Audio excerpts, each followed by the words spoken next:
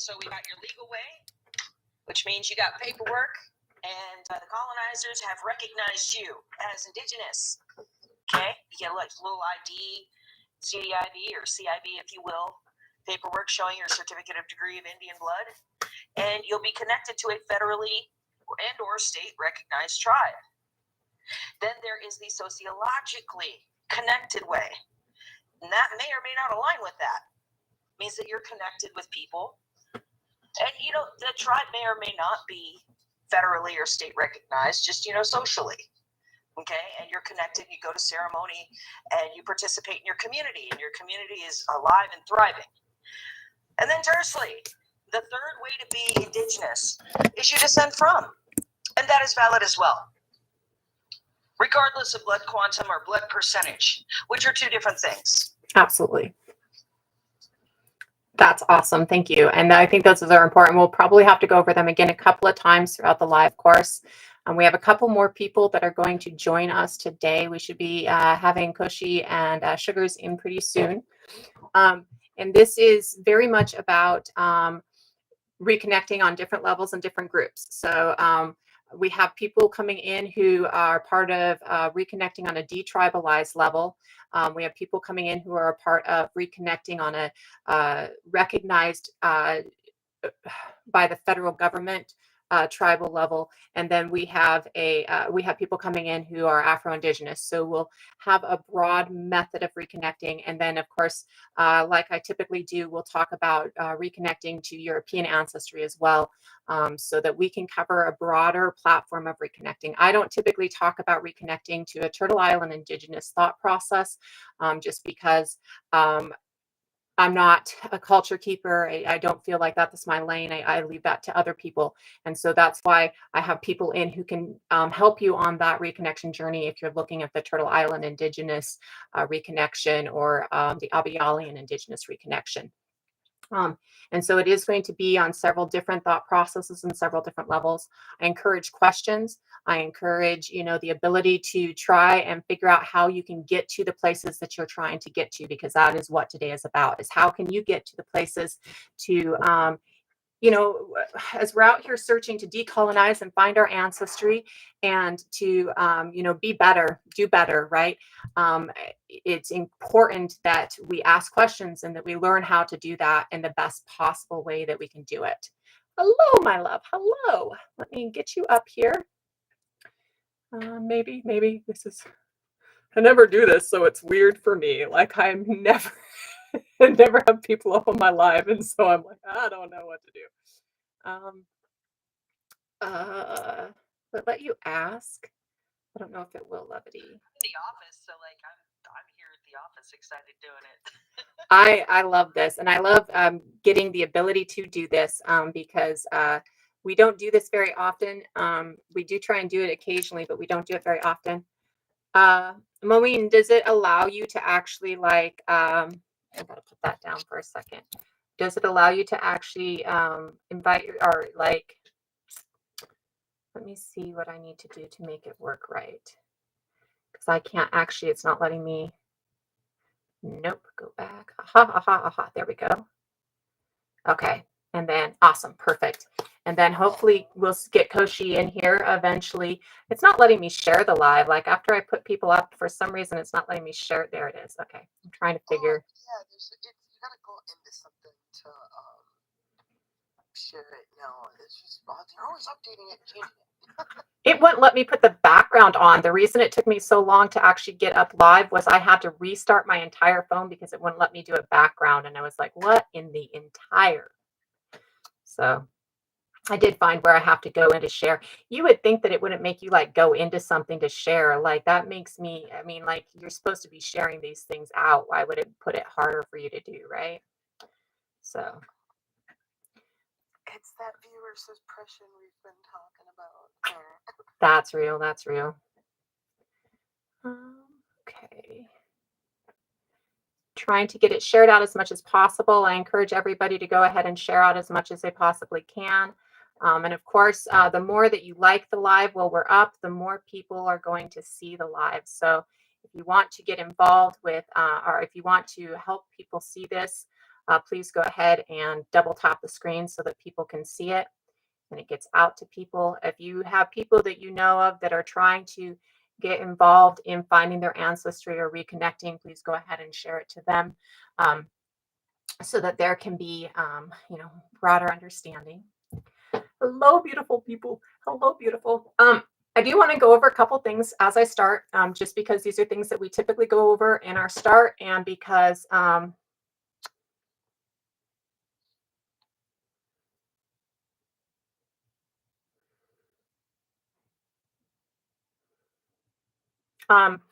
so that we can get some information.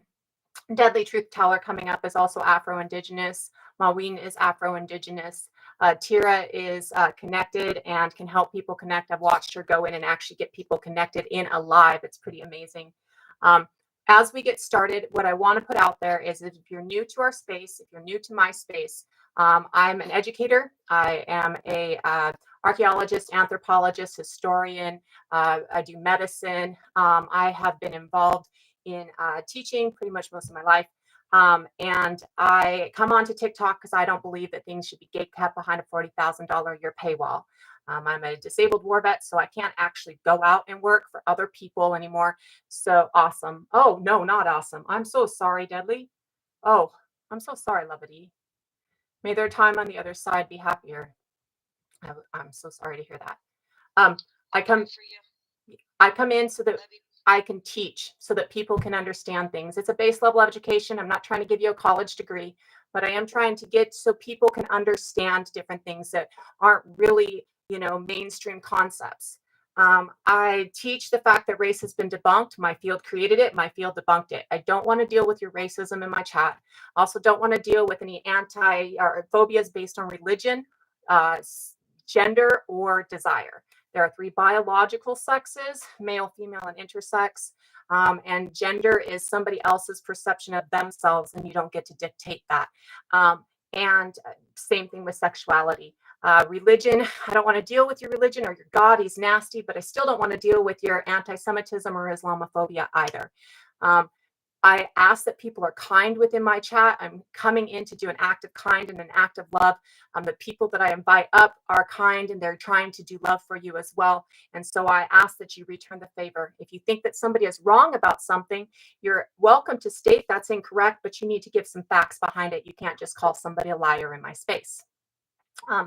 Today, we're going to go over a few different things, but the main focus of today is to teach the ability to kind of find the ways to reconnect that you need, and to do it in a positive way, to make sure that your reconnection journey is not done in a negative way, to make sure that your reconnection journey is not done in a way that is causing harm to other people. Because if you're trying to reconnect, you shouldn't be trying to cause harm. Most people don't understand how some things do cause harm, though. And so we want to make sure that we can get some of that information out there so people can reconnect in a more positive way.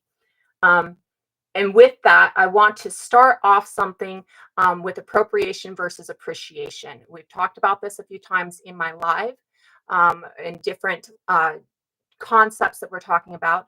Appropriation is when you take something that does not belong to you and does not belong to your ancestors, and you utilize it to further yourself, to either make money or to, build a bigger platform, right? Appreciation is if you were to buy a pair of earrings from an Indigenous creator and wear those earrings, that would be appreciation. That helps Indigenous creators uplift themselves. It helps knowledge get out there. It helps different concepts get out there. We were talking before about the red dress earrings. It's appreciation to buy a pair of red dress earrings that are for MMIW, missing and murdered Indigenous women, because Indigenous women in the United States and Canada go missing at 26% per capita, and they are the lowest population. So a quarter of them a year are going missing at the lowest population. So wearing red dress earrings that you bought from an Indigenous creator is causing awareness, and it is appreciation of culture, and it is showing people what's going on, and you can explain what's going on, and you can help these the awareness get out there. Yet if you were to see red dress earrings and decide that you're going to make red dress earrings and sell red dress earrings as Indigenous inspired something or another, and you're not Indigenous and you're not bringing the awareness into it, this is appropriation of culture, because you are taking from another culture and you're utilizing what you're taking to make money off of it. And so that's one thing that I really want to touch on. And we're going to touch on it again a few times, I'm sure, as people are coming and going. And then the other thing that I want to touch on is that reconnecting is done in many different ways. You do not have to be, have reached out to a nation and told a nation that you believe you're a part of them, and gotten all the different knowledges in to be reconnecting. You can just be knowing and trying.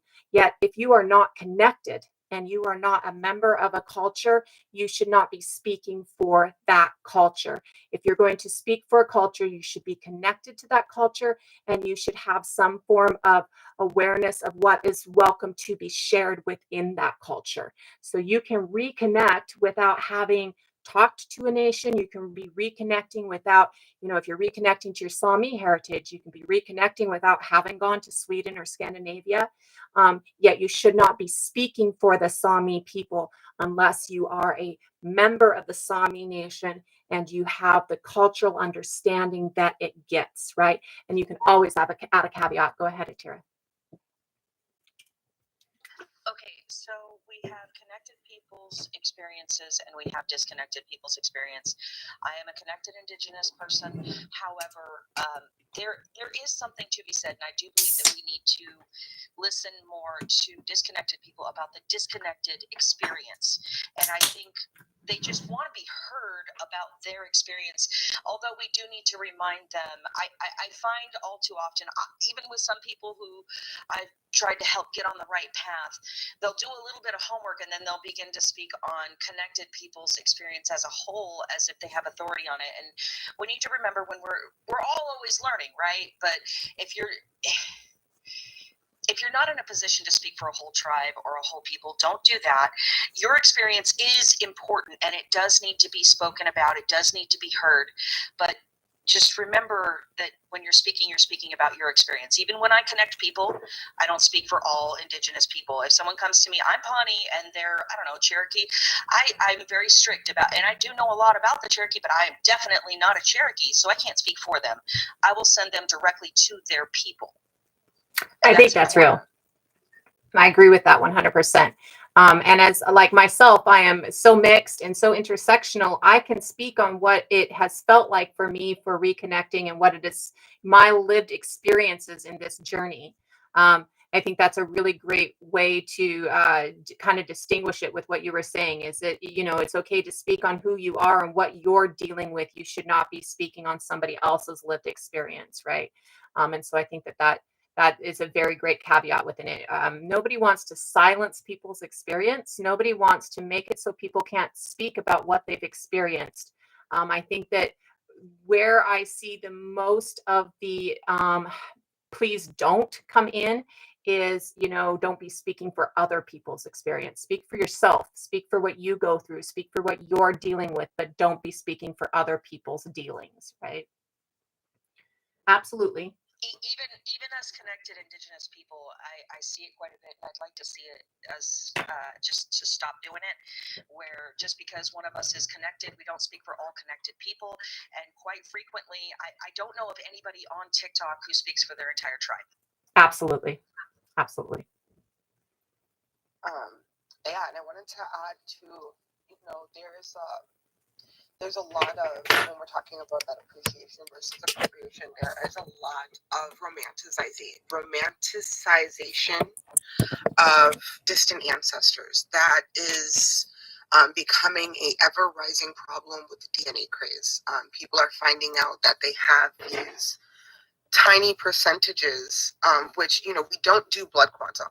It is about community. It is about family. It is about, that having that connection with your people, with your relatives, and having a DNA test to be able to speak on things or to use that as a reason to speak on things or an excuse or justification is dangerous. Absolutely. Because that's how misinformation gets spread, because these people are claiming to be indigenous. Oh, I have this DNA test. It says I'm indigenous. I know what's best for my people, when they've never walked a day in the life of a person with brown skin to begin with.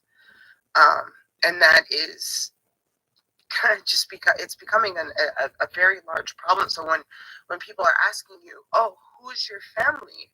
Where do you come from? They're not asking you that because they want to be nosy. They're asking you that because they want to know who you are.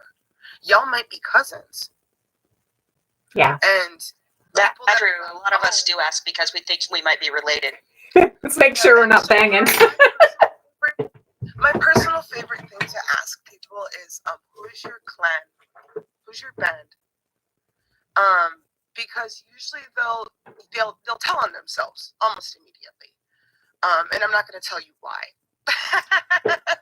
Because I'm going to gatekeep that, because that's how we protect each other. Absolutely. Okay. So be very wary when you're hearing somebody, oh, I'm native, I'm okay with this. And when you see 50 other people that, are like, no, this is not okay, this is harmful, and you have that one person that's like, oh, I'm native, it's okay. That is where that disconnect happens, and people think that they have a right to say something when they really don't. It's just causing harm. Well, there's that, and I don't think that this person is rejecting somebody who is a very small blood quantum, no matter how small, trying to reconnect. It's always good to do so. Yeah. I mean, it's just because your recent ancestors have other ethnicities, and look into all of your ethnicities. It's good for you, physically, mentally, spiritually. Your people have adapted to that area for tens of thousands of years at the very least, if not over that. Okay, so small blood quantum, you should still try to reconnect with all of your ancestry, all of it. It does. You are indigenous if you descend from indigenous people, regardless of blood quantum, but it does not give you a voice to speak over connected indigenous people about indigenous issues. Yeah. And I think that's real. I think that's, for me, like, okay, so I've heard 1,000 times, if you're one drop indigenous, you're indigenous, right? You don't have to like be a certain amount indigenous to be indigenous. You're indigenous, right? Yeah, it's true. Facts. And that is right. Yet for me personally, like, I know that I'm indigenous. I know the percentages. I know where I come from. I know all of those things. I know that my lived experience is not the same as my nation's lived experiences, right? Because I didn't grow up among my nations, right? Talking for my nations would be inappropriate, right? But we see people who use that to bring themselves forward, to, up themselves, right? So when you're using that kind of stuff to build yourself a platform or to speak louder than others, that becomes a real problem for me. Yeah, there is one small caveat to that. One small. We see a lot of people working on their intergenerational trauma. Okay, and why are they doing that? Because intergenerational trauma affects us in a lot of ways. One of those is epigenetic.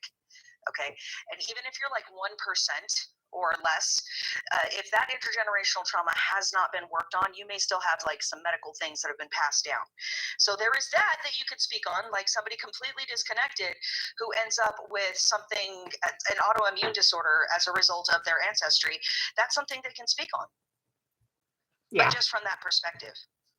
Yeah. Well, and I think that goes back to that lived experience too, right? Because that is a lived experience.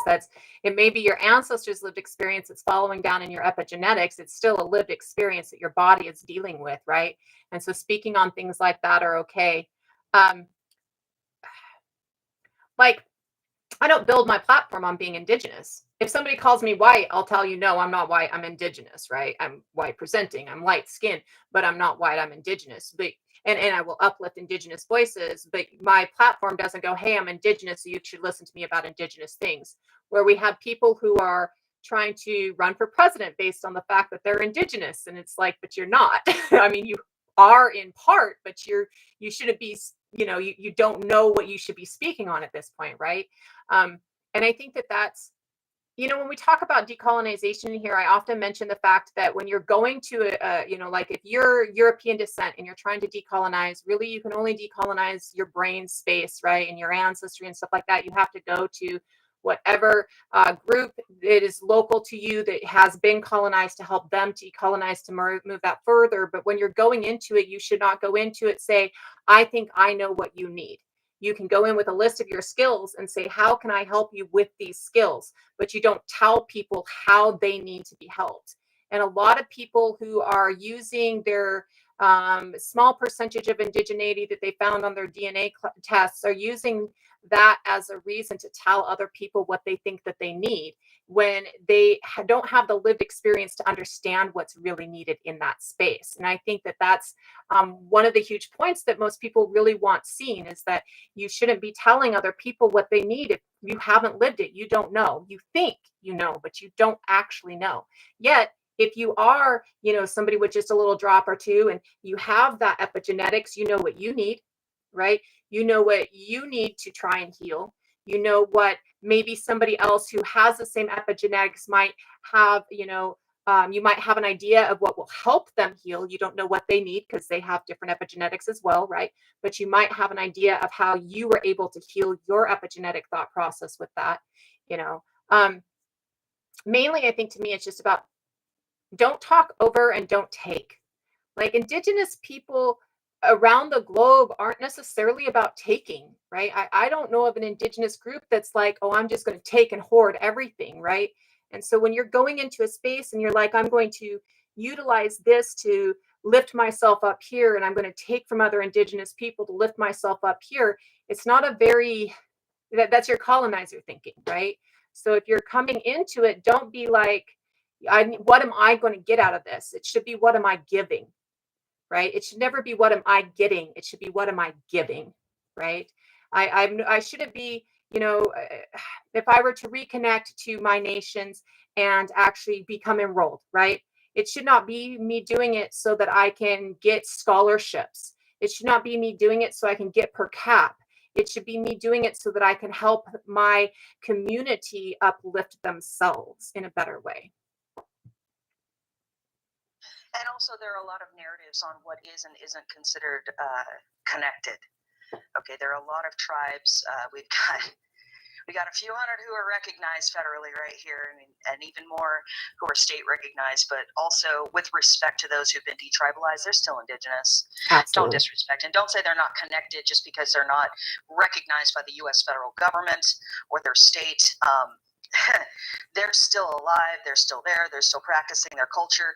And with regards to, let's just get real, we have 19,000 miles north to south on these two continents.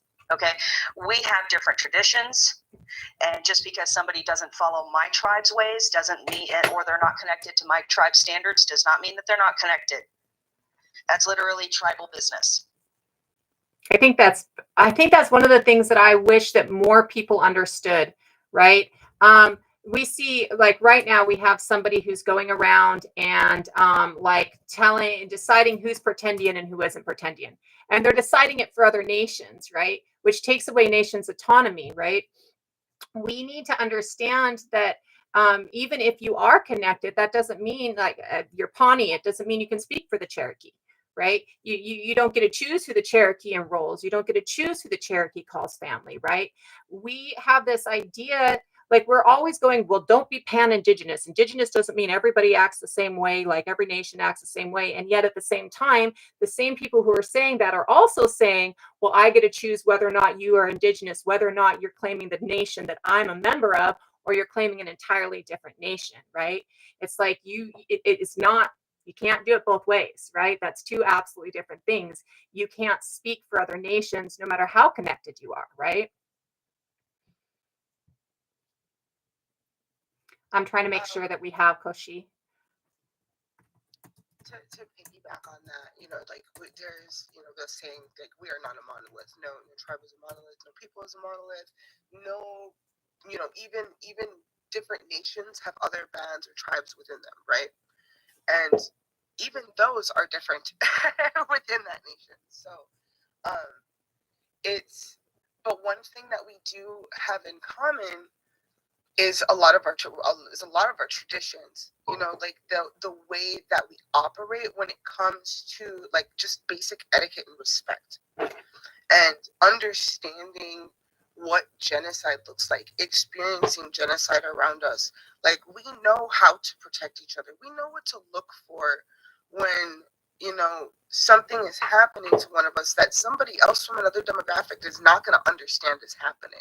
Like, they're not going to realize that that is a microaggression because they've never lived it or experienced it. And that is something that a lot of people that are reconnecting, when you're on your reconnecting journey, you're gonna learn little things here and there, but it still will never give you the nuance of living in those communities, living in those traditions. And you could go back home and you can, like when I say home, go back to where your ancestors came from and, choose to live and be a part of the community. And you'll be able to learn over a long period of time. It's not just something that's going to come from, oh, I spent 2 weeks at the res and now I'm just like, oh, hey, there's anybody, how are ya? It's not going to be like that. And not only that, like that, when I'm going back to that romanticization of those distant ancestors, being disconnected is not something that you want to be like, oh my God, yes, I'm native, I'm indigenous, oh wow, this is so awesome. It's going to be like, oh my God, well, who is this God character? Oh, he was the person that my ancestors were slaughtered and raped and had their children stolen from and buried under his house. Being indigenous is not this beautiful, no, don't get me wrong. Our culture is absolutely stunning. All of our cultures are beautiful. They're all unique in their own way. But our stories all have genocide in them. That's truth. That's truth. And that's truth on a global scale. I need to address something very directly. Absolutely. Because perhaps this individual wasn't here. Yes, if somebody has a small percentage and just found out yesterday that they're indigenous, they're still indigenous. It does not give them a voice to speak over connected indigenous people on connected indigenous people's experiences. But I'll tell you something about whiteness, okay? That is contributing to the erasure of our people. And more often than not, these people who we're saying are 1%, oh, that's a 1 or 2%er. Actually, no. You run their genetics and look in their family history, you find out they're a lot more than that. Whiteness is actually a social construct, and it contributes to the erasure of our people. At some point, they've worked very, very hard to disconnect our people and scatter them to the wind. And the way that they've done that, I've run across so many people who I've helped properly connect to their tribe, and they do qualify for enrollment in quite a few cases. Quite a few. The majority, the vast majority. And the problem is that they've done their genetics, they've done their family history. They know the story, the life story of the last connected indigenous person by the time they even come to me in most cases. But because there are people running around saying that if you're not connected or if you don't meet this narrative of indigenous, then you better not claim it. How dare you? You have to identify as YT or something else. They absorb our people, they take them, and then they tell them that we're never going to want them back. You don't speak for every single connected tribe when you say that. Don't do that. Many tribes don't even go by blood quantum, and most of these people you're saying are 1 and 2% are actually like 25 or 50%. Stop it. I think that's very real. I know the siblings that I grew up with. We don't want our cousins erased. Yeah. We don't want our cousins erased. We want them back. Savage said something really good earlier in the comments. I wouldn't want to. What did you say? You said I wouldn't want to push the narrative. You said I would want to honor them, and that is exactly what needs to happen. We can honor our ancestry, and we can honor our ancestors. We can honor the pain, and work on healing ourselves to heal our bloodlines, and still connect to those cultures while not speaking over. It's about learning. That first part of your reconnection, you're learning. What you're doing is you're learning and you're amplifying other voices that know what they're talking about. You're amplifying MMIW. You're following what's happening with our environmental crises and things like that. You're amplifying those things. That's how you're contributing to that for some of those first steps when you don't know where to go, when you're first reconnecting. Like I know that I'm Indigenous. I know I have Indigenous ancestry. What can I do? What can I do to help myself? What can I do to help my people? Learn and amplify. Yeah. Absolutely. And it is totally fine to go and tell your friends, like, hey, I learned about MMIW today. This is what I learned about MMIW. You should look into it, as opposed to, oh, my cousins are going missing when you've just found out you're Indigenous. It is that serious. Your cousins are going missing. But to speak as if you've lived and known that your whole life, that's where it becomes that appropriation. But to be able to spread that knowledge, like, hey, this is a real issue within the community. I've done the research and I found out why potentially I could have lost my indigeneity through MMIW. Or something, along those, like, it's things like that matter when you're coming to reconnecting, and being conscious of how you're choosing to educate yourself and what you're doing with that education, and actually truly connecting what's actually happening in these communities, and not just using it for clout on your platform, or to gain attention or things like that. And we have connected Indigenous people who aren't, the three ways of being connected. You can be legally connected, you got paperwork and ID, whatnot. And there's the sociologically connected way, which honestly, like, it sounds like, how do I pronounce your name? I don't want to mess it up. I just still call her Sugars. I'll be right back. Okay, so like what Sugars was saying, speaking over connected people about connected Indigenous people's business, that's a problem, using it for clout. So I think that it sounds like you value the sociologically connected way the most, which I value that the most too. But both are valid. There's also descending from, that's also valid. And it's frustrating for those of us who are connected when freshly reconnecting people who just found out. One of the worst things I find is that someone they'll freshly reconnect, they'll do a little bit of homework, they'll learn a little bit of their language, they'll learn a little bit about their ceremony and whatnot. And that's great. We encourage that. We want that for everyone. But then they'll start speaking up for the entire tribe, saying who is and isn't Indigenous enough, when the tribe has already put out that they're looking for their lost people. You know what I mean? You can't do that. It's harmful to the community at large. Like, remember, you were lost too. Right? I find that most people who are connected don't do that. Although we do have connected people who are legally connected, who are not sociologically connected, who do the same thing. And then we find people who are sociologically connected who may have developed some ideologies of their own. And then that can go right too. We're people, we're humans, we're whole human beings, and we have good leaders and we have bad leaders, and we have good moments in time and bad moments in time. But I think that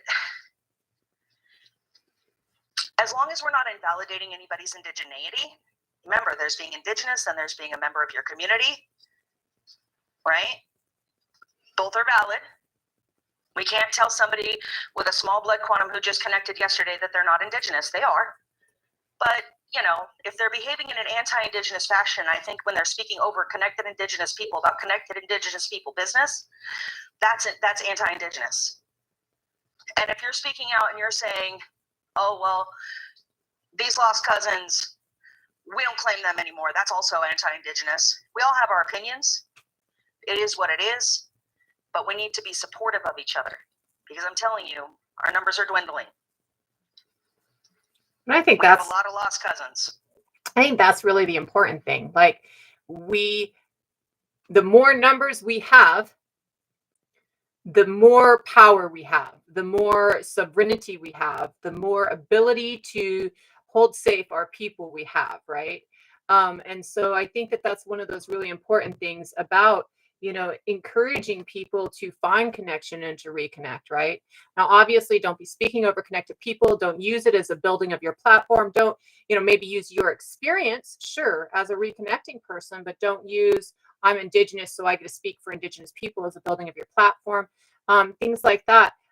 Yet, the more we have, the more numbers we have, the more power we have, the more people we have, the more sovereignty we have, the more say we have in our future, right? And so I totally think, the pretendian issue that we all talk about and we all see, I totally see the issue within it. I also see that there are many people that are called pretendian that aren't necessarily pretendian because they don't actually belong to a nation, but they might still have Indigenous heritage, right? And I also see that, when we are talking over, deciding what people need instead of understanding that they get to decide for themselves, we're not acting in the light that we're not acting with sovereignty. We're not allowing other people's sovereignty, right? And our right to sovereignty comes with the reciprocation of making sure others have that right to sovereignty, right? So we have the pretendian problem and we have to deal with the pretendian problem. Yet I think for me, I see it more as the problem is claiming you're something that you haven't achieved yet or to speak for others, and using it to take from. So if you're building, like, one of the problems is professors in Indigenous studies who don't actually have Indigenous heritage, right? When they go in, and that's one of the pretendian issues that we're dealing with across the board right now. That is a problem because people who are culturally connected should have the ability to decide what is taught. People who understand the culture should have the ability to decide what is taught about the culture itself, right? So you're taking a job from somebody who could do it, from somebody who probably wants to do it, and you're using your proximity to whiteness in that space, or in that case, to move further than somebody who wasn't white would be able to, right? So this is a problem, and this is that pretendian problem that we're dealing with, that appropriation of culture, that not having the blood, or if having any traces of the blood, not ensuring connection, right? Or using that to take from people who need that more because they don't have the white armor, right? Need that more because they don't have that white armor. And it removes the sovereignty of everybody's voice. Everybody has the right to the sovereignty of their own voice, and we're supposed to be ensuring that interaction or that reciprocity with it. Yet, claiming that you're Indigenous, knowing that you're Indigenous, having that connection internally to the land, to your epigenetics, having that understanding of your connection to the community that is not just other human beings, but is a full community, we should never tell anybody that they can't. It doesn't matter what your quantum is. It doesn't matter how much. It doesn't matter what your level of connection is. It matters whether or not you are you think like that that's who you are, because that's the life that you've either led, or the ancestry that you have that you're trying to connect to, or the understanding, right? Claiming that is not something we should remove from people.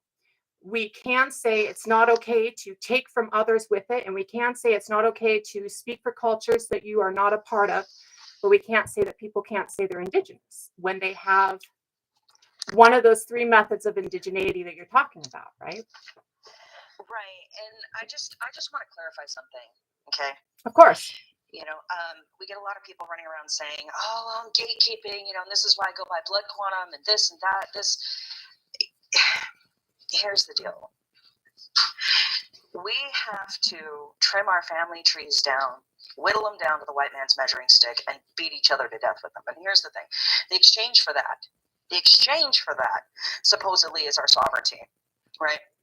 I encourage those who believe that that is a reason for them to be rejecting of those trying to reconnect, to go ahead and read the last 10 pages of the ICWA decision. Not what the paper said about it.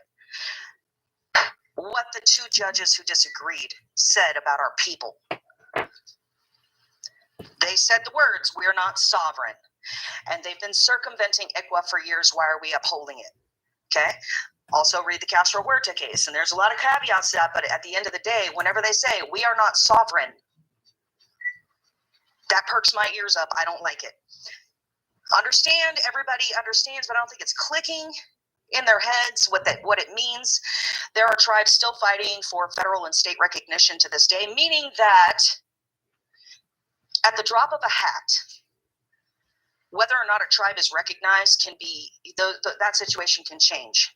And when we tell people you don't have enough blood quantum, you don't have this court requirement, you don't know what the next generation or tomorrow is going to bring for their tribe. It is important that they maintain as much connection as possible. We want to encourage that. My tribe, who knows? In 100 years from now, they may not recognize us. I don't know. We seem fine now, but we don't know what 100 years is going to bring. And then maybe in another couple 100 years, they'll recognize us again. But if you don't have your family tree, if you don't have that record, if you don't maintain that culture, you're not Indigenous anymore, according to these standards. So just cool your jets a little bit. Encourage people to stay connected. Absolutely. Absolutely. And like you're saying, that epigenetic connection, right? We need to understand who we are to understand how we can live in a healthy manner. And that epigenetic healing to ensure the health of yourself and the health of those around you, right? That epigenetic healing that we have to go through. And I think that that's real. And for me, it's always going to be one of those things that I almost feel I'm in the direct middle of the debate, right? Like just because of how my connection is, and just because of, the things that I've been through in life and I've seen, it's always one of those things where I'm like, okay, you can feel how you feel on it. I know who I am, right? And the more we are, the better. The more we're able to take care of each other. Community should never be about winnowing off the branches. It should always be about making sure that everybody is safe and stable. That's what true civilization is, like true health is taking care of everybody within, right? There are tribes today who were not recognized yesterday, so to speak. Well, and they were disenrolled recently. Yes, exactly. And this is why, I can't be up here and be like, I'm more Indigenous than the next person who's Indigenous. You see what I'm saying? Yeah. At the end of the day, we should all be linking arms. I don't care how you feel about your neighbor, who you're sitting next to, or whatever. It doesn't matter. As Indigenous people, we need to take a stand, because we've got people without water. We've got people who are being terrorized. We've got people who are being jailed when they don't need to be. They're not respecting our sovereignty on tribal land in the first place. And honestly, they do it because they can. Yeah. They do it because they can get away with it. Yeah. Like, so many times I see people who will see an Indigenous person will see another person who's Indigenous acting anti-Indigenously. I get it. We need to address it, but we can't be saying, oh, well, we don't claim them. They're no longer Indigenous. Yeah, maybe you can kick them out of the community, but they're still Indigenous. Yeah. And honestly, when we're looking at situations like that if you really look at the situation completely, if you can pull yourself out in third party, that's a result. That's a wound of colonization to begin with. That's intergenerational trauma that usually causes that. On the nose. Yeah. The U.S. government would love to shuffle the deck so many times that we all lose our sovereignty. And that's what they're doing.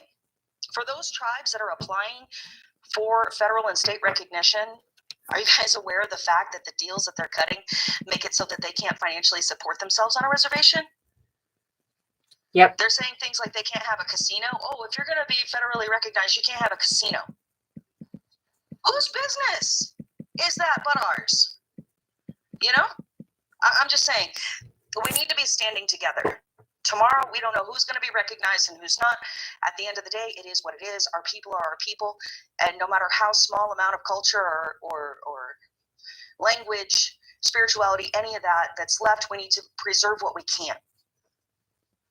Absolutely. We should be teaching it in every school. And we should be teaching it from an Indigenous knowledge and perspective in every school. We should be teaching, should stop pruning it off. We should stop cutting it off. We should stop killing it off. We should stop doing everything we can and use some thought process that it's like God or science that makes it possible. Stop taking what we decide we don't like from humanity, right? And start encouraging the growth of humanity, language, art, knowledge, tool usage, creativity, all of it needs to be, And uplifted. like honestly, like, okay, so we got one indigenous parent and one Wahite parent, right? And then they have a child. How come the Wahite side gets a point and we don't? Right. I'm just saying, Wahite is a social construct. It's also erasing us. Koshi, can you ask up, please? I can't get it to work. Otherwise, I'm having problems with the changes. I don't know what's going on. There it is. Awesome sauce, my love. Thank you. Thank you. I grew up in Minnesota and I moved to Florida. And I grew up around like there's a lot of different reservations around where I grew up. Vastly different from the reservations here. Yeah. And one of the reservations that I live very close to is literally in the middle of the city, and it blows my mind. And talking to some of the natives here, beautiful people, their system is built so different from back home.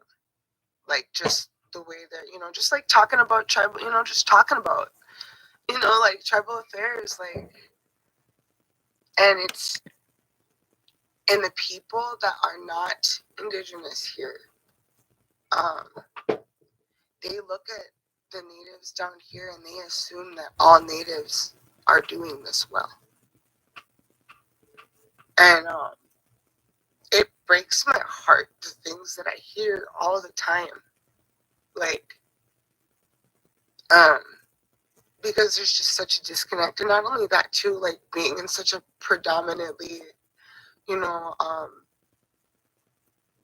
I'm in Miami, I'm surrounded by beautiful Afro-Indigenous people from every diaspora that, I try and talk with them about culture, and they're Catholic, very, very devout. And I see that disconnect, and I see that culture that's been stolen from them. It's really hard to live here. and the more I try to decolonize myself, the more that I am decolonizing my mind and trying to and living in a traditional mindset to the best of my ability. It is heartbreaking to see so many Afro-Indigenous people disconnected, but there are several of them that are, and it's beautiful to see the culture and the parades and the events and, the little areas and neighborhoods of predominantly insert Indigenous culture here. And it's so beautiful, the amount of, from all over the world, not just here. There's so much culture here. There's so much rich culture here. But there's so many that are lost that, like, I love having those conversations with them and asking them those tough questions and being respectful of their beliefs at the same time, to just plant those seeds. So hopefully they come back to that traditional mindset and into the way that we once were, because I never fully was, like, I'm not enrolled, but I am connected to my family,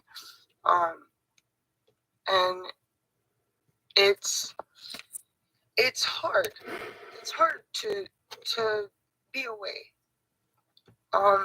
because like I was ridiculed when I was a kid because I wasn't enrolled, and it was hard. But now that we're adults, those same kids are like, bro, like, come back for powwow in August, and like, that to me is beautiful. Like, it is wonderful to at least know that when you connect and you go home and you say, hey, I want to know more, they're gonna welcome you home, because again, we are going through a genocide. I'm so sorry that you weren't enrolled and people treated you like that. This is a problem. This is a big problem. People now are teaching their children better, and Good. you know, and like that to me is like, it's big love. Seeing Yes. within the community. We live and we grow, right? We live and we grow, you know. A problem gets presented to our community and it does some damage at first, but we are resilient people. That's why we're still here and we overcome these problems.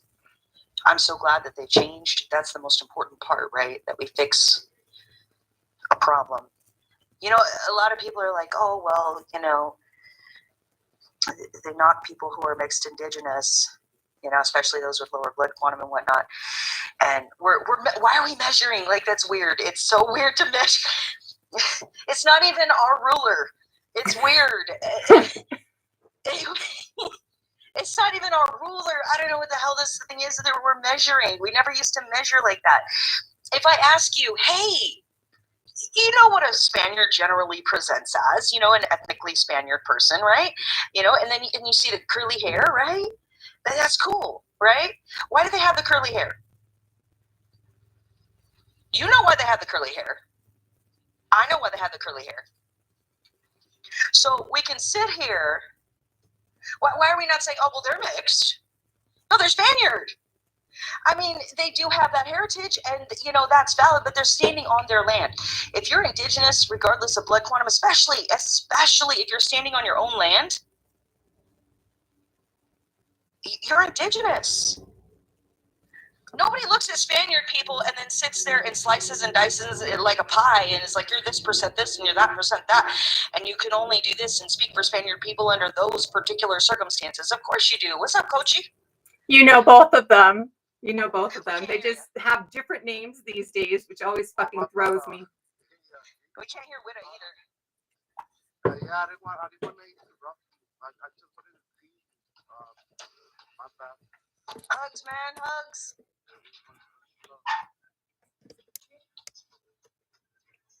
I was saying, you know both of them. Oh, really? No sugar? Hang on, are we friends already? Yeah, you know, well, and he knows both of you too. It's just that they both have different names and they don't have pictures. If you went to their videos, you'd know exactly who's talking.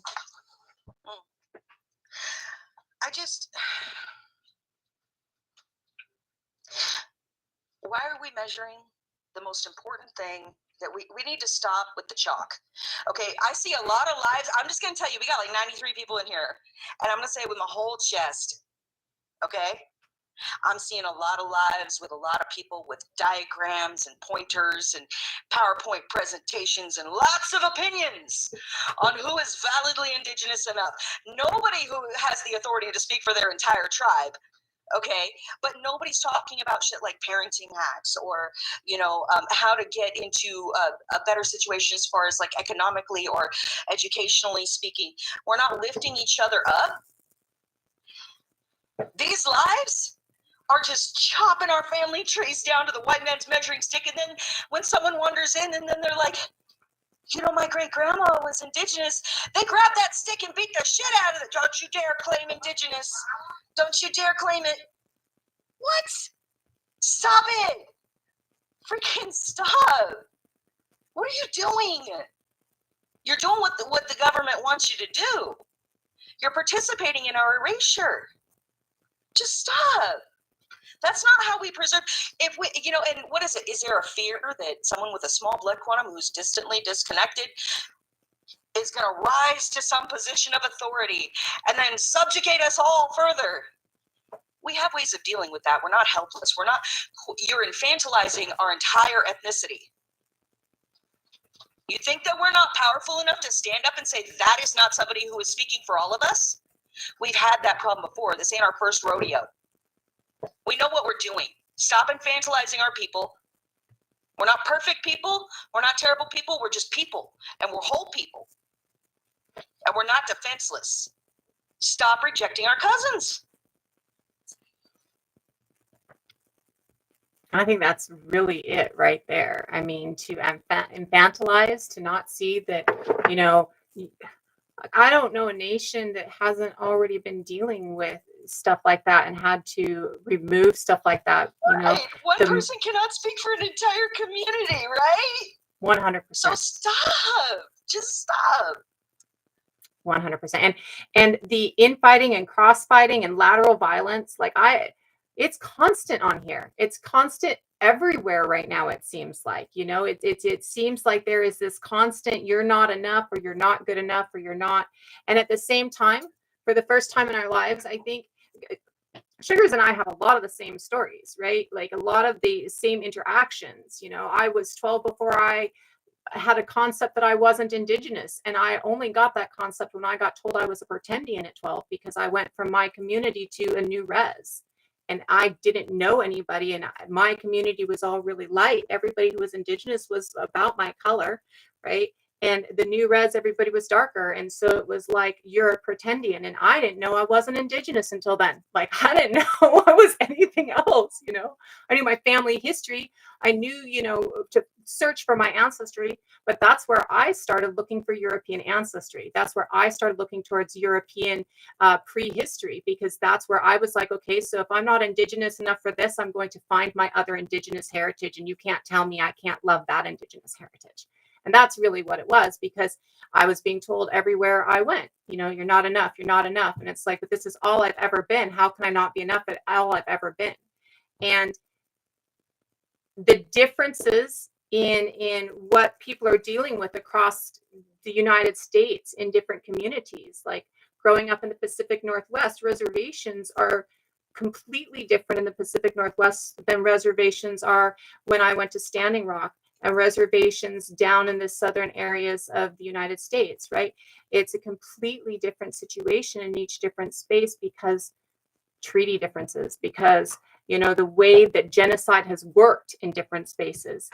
And it is all about the genocide. It is all about the fact that I look like 528 years of fucking genocide, right? I look like, you know, 500 plus years of breeding it out and breeding it in as much as you possibly can to genocide people.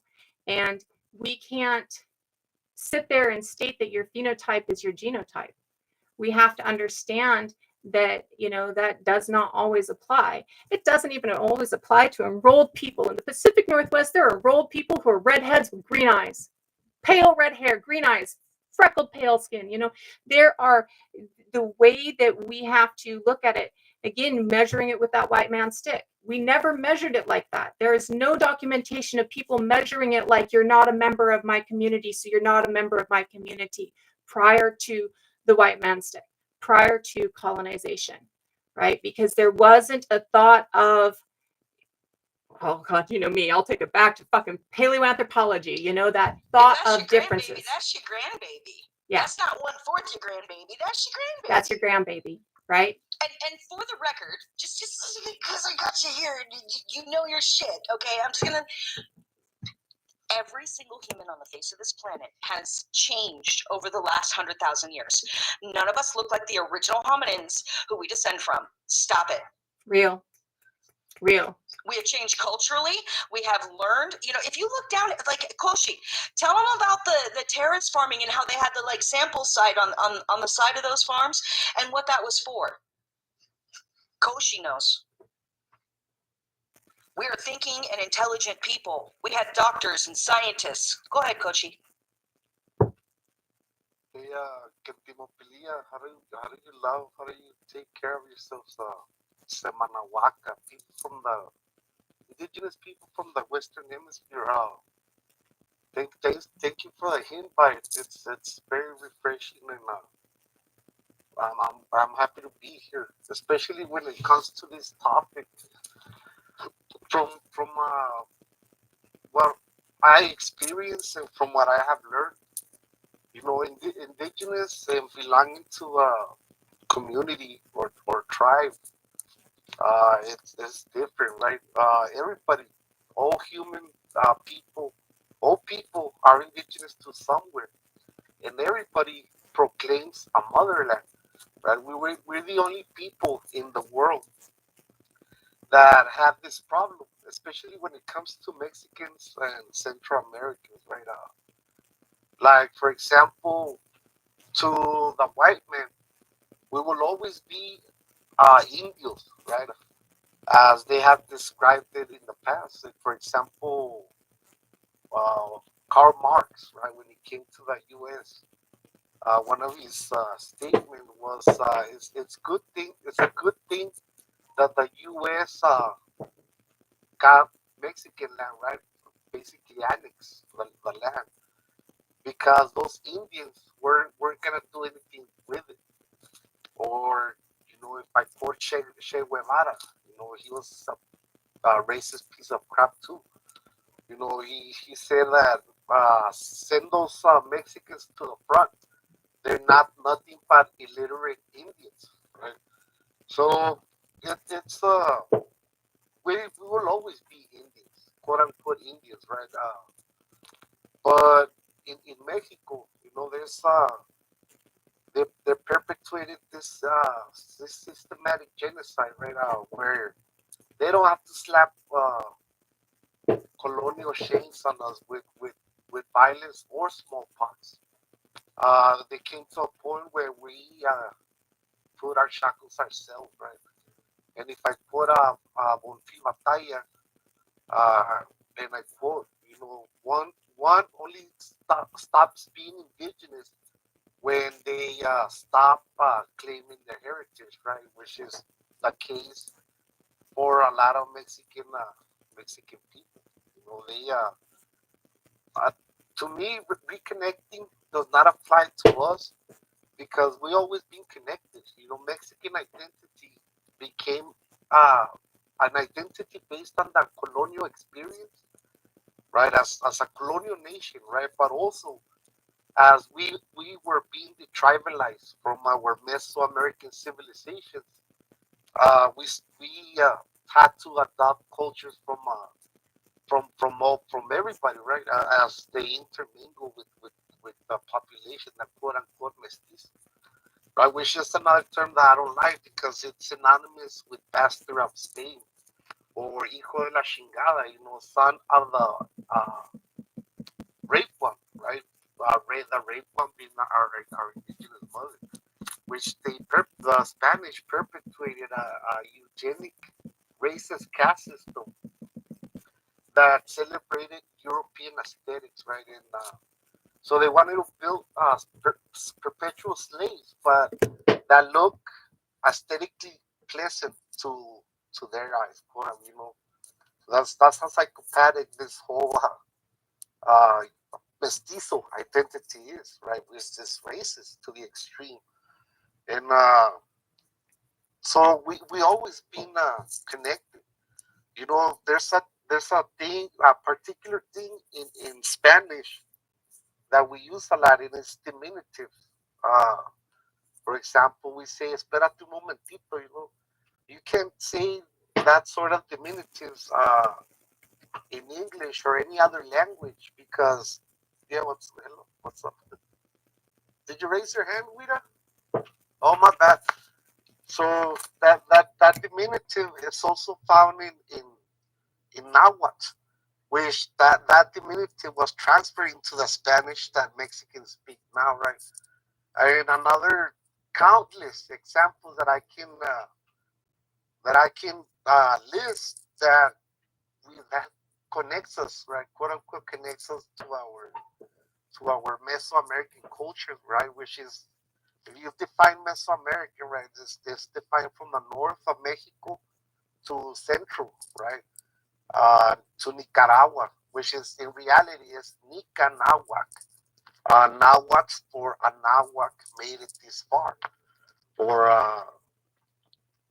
Buenahuac, Manahuac, Anahuac, Semanahuac, which is the universe that we knew, right? The one universe, the one land before artificial colonial divisions. But it's this animosity I only seen in this app, and it got to me at one point. It got to me because there were certain individuals proclaiming to be quote unquote connected to inflict superiority over others, right?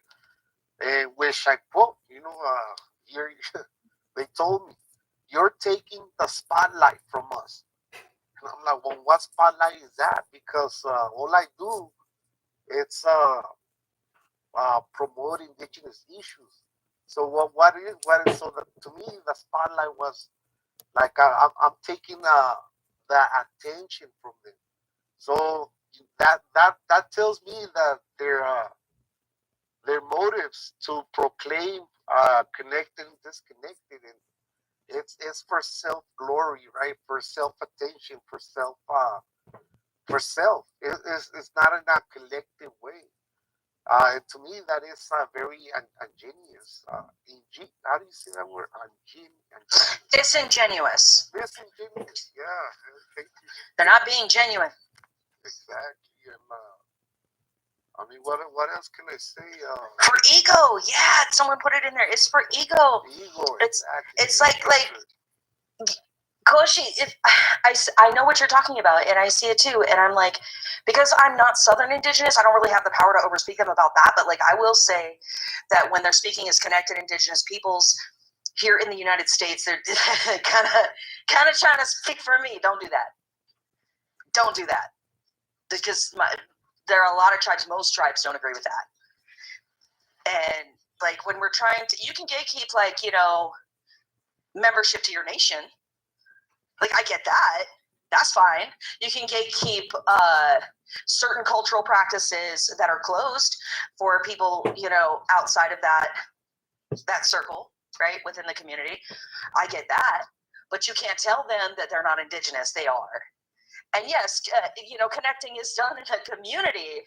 But yeah, like to me, connected, it applies to people like that went to residential schools. And then the survivors, that got adopted by Europeans, which by Raphael Lemkin's definition, that is genocide. But as they get transferred to these families, to these European families, they lose their culture, and generation through generation, they completely forget who they are. And then they find out through genealogy, oh man, I'm indigenous to North America, right? And then they reconnect. I understand that, but when it comes to Mexicans, right, even the word Mexican has an etymology to Mexica, right? Chicano has an etymology to Mexicano, which is the Nahuatl language, right?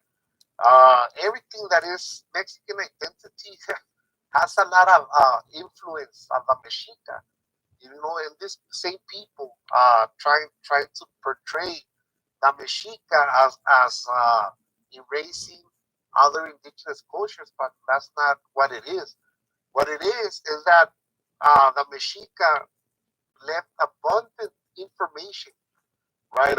Codices, books, oral tradition, that from any other culture from which the tribalized indigenous people can rebuild, right? And which we have been doing for since we became tribalized, right?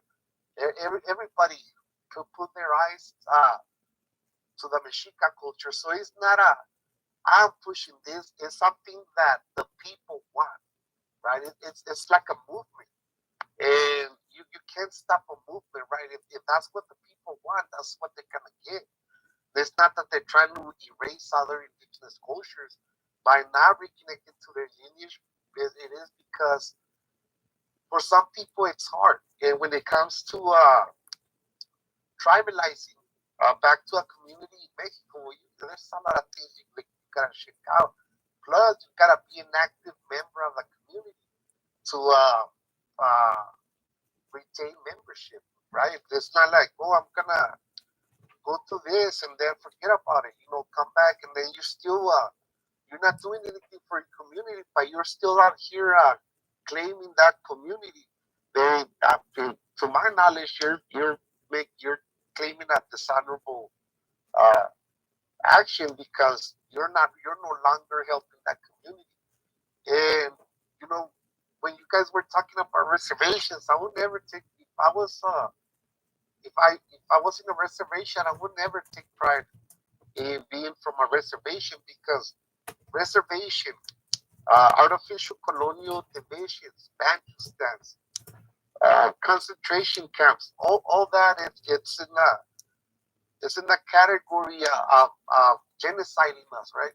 Because notice that Europeans don't put themselves in reservations. Europeans don't build Bantustan's to separate their own families. They don't put borders, they don't put fences, they don't put walls. They only put that to non-Europeans to segregate them and commit perpetual genocide, right?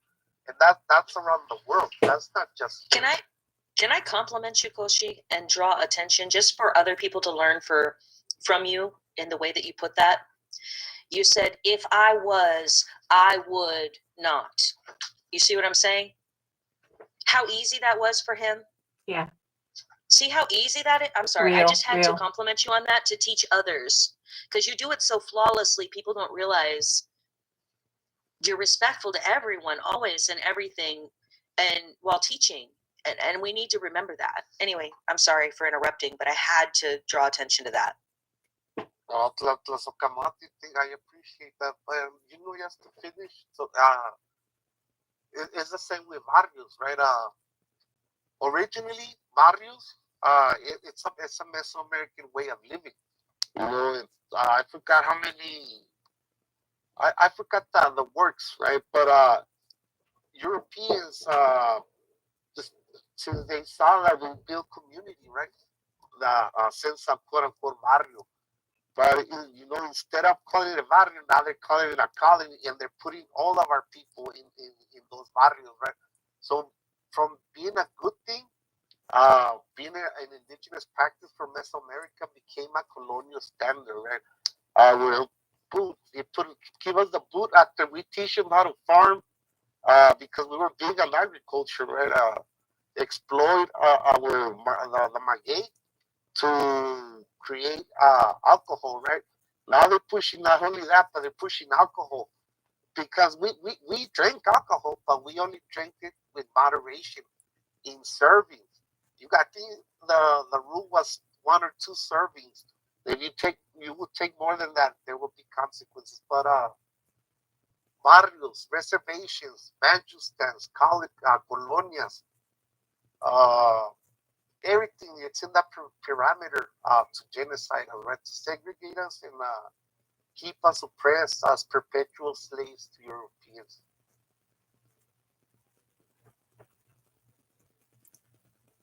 Thank you, Koshi. I really appreciate that. I agree with Atira. I really appreciate the way that you form your words. I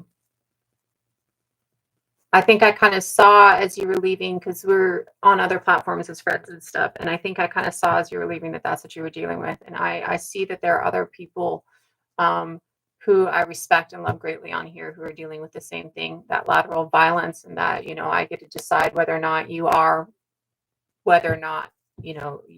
you're even claiming to be me, right? And that just that ego that's really involved a lot, right? That ego that's really involved a lot. And I it's one of the things that frustrates me here.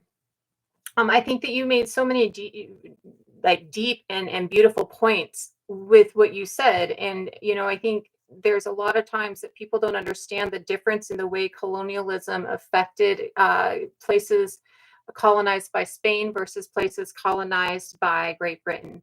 And the reason when I look at the accounts that were written by the Europeans and the archaeological take of it as well, like when they're doing different digs and seeing stuff and then comparing it to the accounts, I don't think people realize that the Spaniards didn't really bring their women with them, whereas the Brits brought their women with them. And so the intermixing really became, so on an every level, right? Like to have a wife, you had to take an indigenous woman to your wife. And so it was like almost an every man level instead of, only certain peoples were intermixing. And the traditions that get passed on by the mothers have a tendency to really take a form and a hold in children. And so having your mother be indigenous in that form and that hold of the tradition, the way that it intermixes in spaces colonized by Spain versus the way that it intermixes in spaces not colonized by Spain, I think is not fully understood by most people because they don't fully understand that there is this difference, right? And you talk frequently about how your culture is within the entire experience of this, that your culture isn't separated by this or that. You're not disconnected because it's passed down and it's kept and it's held. And so being raised within that culture is being raised within the indigenous culture. And I really love that point that you bring out. It's very important and very powerful to me. And I really thank you for bringing that to the forefront because it is something that I do not feel a lot of people see and a lot of people understand. I do know people that have some, like I've had people that I have been friends with over the course of my life that did see themselves as Mexican versus as indigenous, right? So I do see that there are certain people that might separate that out. Yet I do see that even then, being of a Mesoamerican culture or of a south of the imposed border culture, that indigeneity is still so deep in the bones. It's still so much there. Now, that doesn't mean that there were other colonial traumas that, I mean, you've pointed out the residential schools south of the border and things like that. And there's definitely that erasure going on some levels and in different time periods. But I don't think that people really see the depth of the intertwine. Yeah, like I really recommend you to read México Profundo, Reclaiming a Civilization by Bonfil Batalla. It talks about that the two sides of, so in Mexico there's two sides always fighting. So there's the continuation of Mesoamerica, and then there is the Western imposed culture, and they're always fighting to assert dominance. That's why there's always people saying, no, Mexican identity is colonial, but it's not that, as this is an archaeology, right? With credentials, as he with the Mexican experience, I must add, but as he says, we are the continuation of Mesoamerica, but the Western, the occupation, the colonial side will always try to assert their dominance, and it can only be asserted if we let it. So and I quote him, he says, we colonization can only exist if we allow it, end quote. Can I draw attention to something that's just like it's the elephant in the room? Okay, so somebody who is calling upon the identity of their pre-colonial ancestors is calling on the same identity of tens of thousands of years of evolution and adaptation and culture as the next person, regardless of blood quantum. Okay? The ancestors' identity in which I am calling upon the identity of are the same as Widdas, are the same as Koshis. We all got colonized at the same times, although different times, north and south, right? But still, that's just like a few hundred years difference, right? But we're talking about tens of thousands of years. And yes, we should call upon all of our ancestors and their experiences. They walk, there's an indelible mark on our DNA that is so much stronger than our most recent ancestors. Okay? And at the end of the day, especially for those of us who are standing on the Western Hemisphere soil, we're still taking in, because as our ancestors came here, okay, human migration, and again, we're not exactly the same as the first people who set forth, and we all adapted to the different environments, north to south, 19,000 miles north to south, okay? And with that being said, we're changing too, and we're allowed to. It does not negate our roots. It's the same roots. It's the same ancestors. If you can say 10 generations ago, my ancestors fought in this war, blah, blah, blah, blah, blah, but then you're going to turn to somebody who has a smaller blood quantum or especially reconnecting, they can't call upon the same level of generations as you can. That's just asinine. Don't do it. When our ancestors adapted to this environment, they took from the earth and took it into themselves. They took from this environment and put it into themselves, and that's what changed them. Okay, and that they're still there. Our ancestors are still in the ground here. They're still here.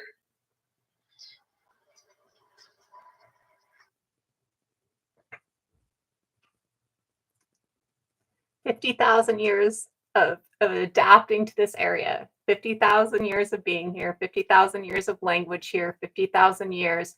You can't erase that in something that is in the scheme of time less than the finest of hairs, right? You can't erase that. That's just not how it works on any level. And you can't tell somebody, you're right, you can't tell somebody it matters on this side, but it doesn't matter on this side. It matters here, but it doesn't matter here. It's really. You guys think that our ancestors didn't have good ideas?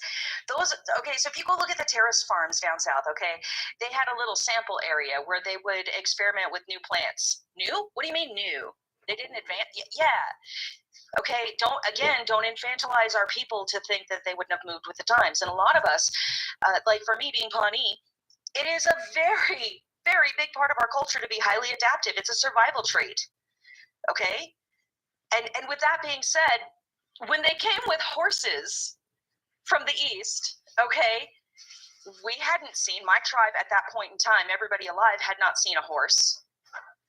But we sure the hell got good enough to get more friendly with their horses than they did. We became excellent horse stealers. Okay?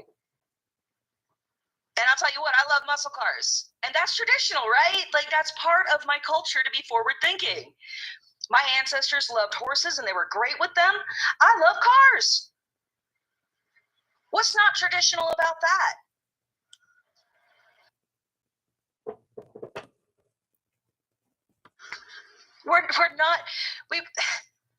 Preserving culture is super important, but you have to understand what you're preserving.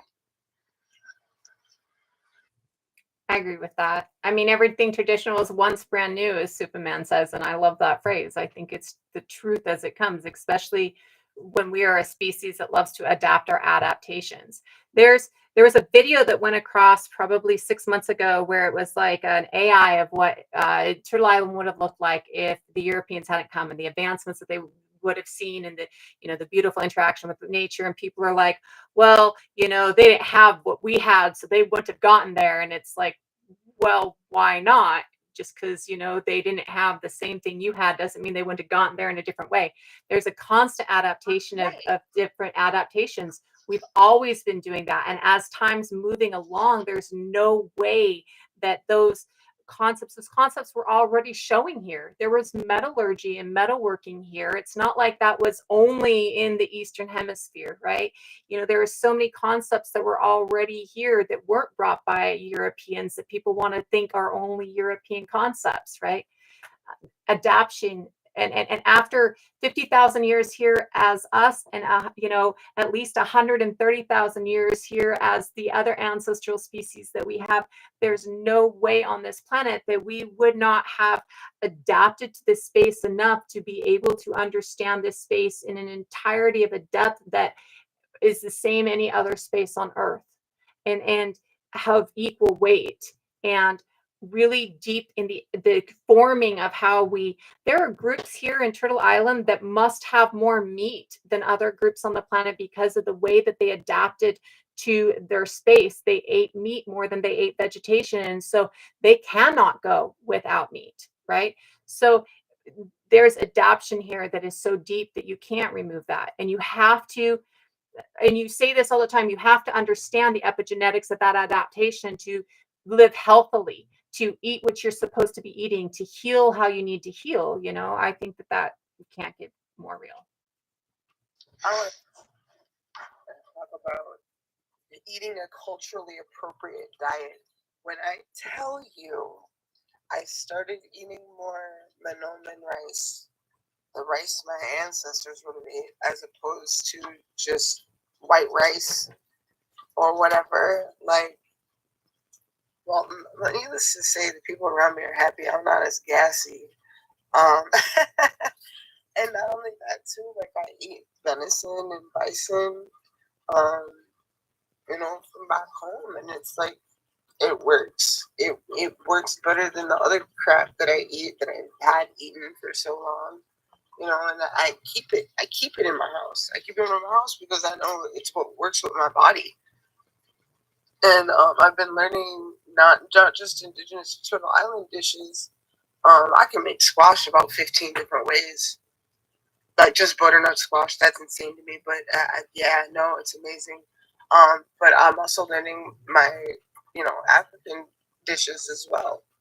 And being in such a place where there's such rich cultures, I've been going to African restaurants and asking them and talking to them about, ingredients, trying out new food, but like this Congolese restaurant, I can go there and learn about Congolese food, and there's an abundance of them. And so food is also another big part of reconnecting the culture too. It's one of those beautiful things that you can learn. And there's also, I'm sure there is trauma behind food because the way that we, manage food today is not how we manage food. We had food forests. There was food everywhere. You walk outside and pluck fruit off a tree or grab a cucumber off the plant. Like food was in abundance. People weren't starving to death and uncivilized. Like we were like southern nations were able to cultivate corn, maize. Like it's an important part of who we are. And yeah, you had mentioned that, so I wanted to bring that up. You are 100% right, and I love squash too. And I've got like a jillion different recipes on it. You can make anything with squash. Squash is beautiful, and I feel good after eating it too. And that is a testimony to genetic adaptations. And yeah, you're right about the trauma with food. Like when we're taught, well, in my family. Again, let me say it right, like Koshi did. Okay, in my family, when we learn a fry bread recipe, we also learn the history behind it. Okay, and how it was not. We had something similar, but it wasn't like that. We were working with rations. We weren't permitted to hunt or farm. Sometimes when we're looking at things today, like when my ancestors got into horses, right? Like prior to that, we were still working with animals. We worked with dogs, my tribe in particular. And again, other tribes are going to have different histories, right? We all have different ways. God, I can't emphasize enough that we're different tribe to tribe. I can't speak for every tribe, but nobody else can speak for mine either, except somebody from my tribe. And,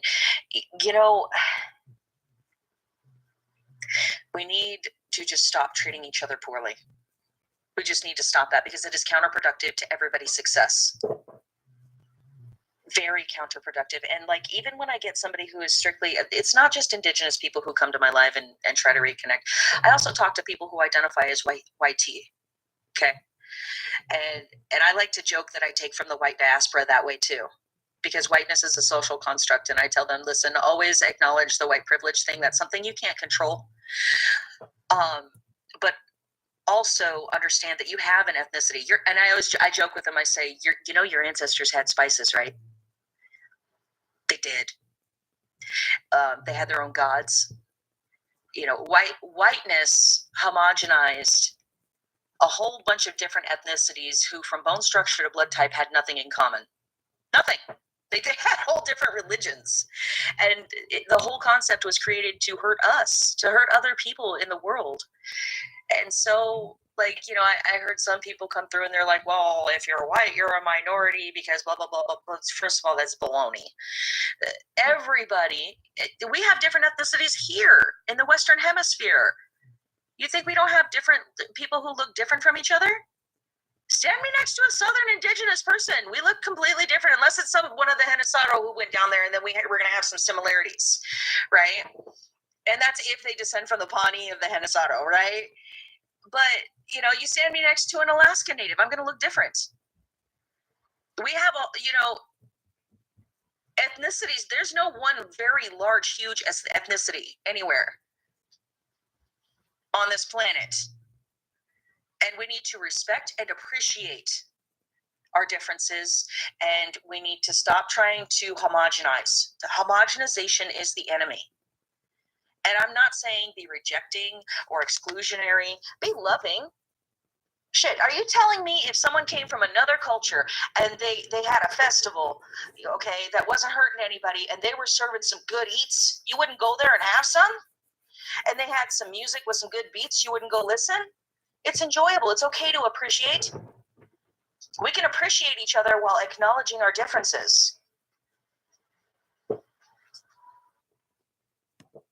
I think that music, really quick share, sorry. I think that music actually makes it really apparent in the thought process that people were mentioning in chat, and that you've meant everybody's mentioned up here, is that there are similarities, there are things in common, but everybody is different. Everyone on the planet has music. We've had music for generation upon generation upon generation, right? Everybody's way of music is different. Everyone's song is different. Everyone's way to sing that song or to compose that song is different, yet we all have music. So we can all have things that we all share, and yet the way that we interact with the things that we share is different in each and every space. I would like to add on the topic of food when it comes to our culture. You know, I don't remember who quoted this, but it's always been stuck in my head. But they say that the sophistication of a civilization is measured with its gastronomy. And Mexican cuisine has been declared a patrimony to the world. You know, like the sister was saying about, you know, how Mesoamericans cultivated corn, right? Not only did they cultivate corn, but they engineered this grass named teosinte, uh, from a small grass to the corn that we see today. Not the American corn, not the like the sweet corn, but you know the nutritious one, the one from Mexico, or the colored corn, right? And our ancestors engineered the corn to complement the bean. If you take a look at Mexican diet, uh, there was a time where I had tortillas, breakfast, lunch, and dinner, but I never went hungry. Neither did my friends or my neighbors, because I lived in the hills where there was no paved roads. It was just dirt, right? It was wild, like the Wild West. But este, you know, we grew up with that, and with nopales, with squash. My grandma made a lot of squash and nopales, cactus, you know, and that well, the thing that we take for granted when it comes to my people is that corn was engineered to complement the bean, and when you put them together, it becomes a superfood. That's why we Mexicans never go hungry.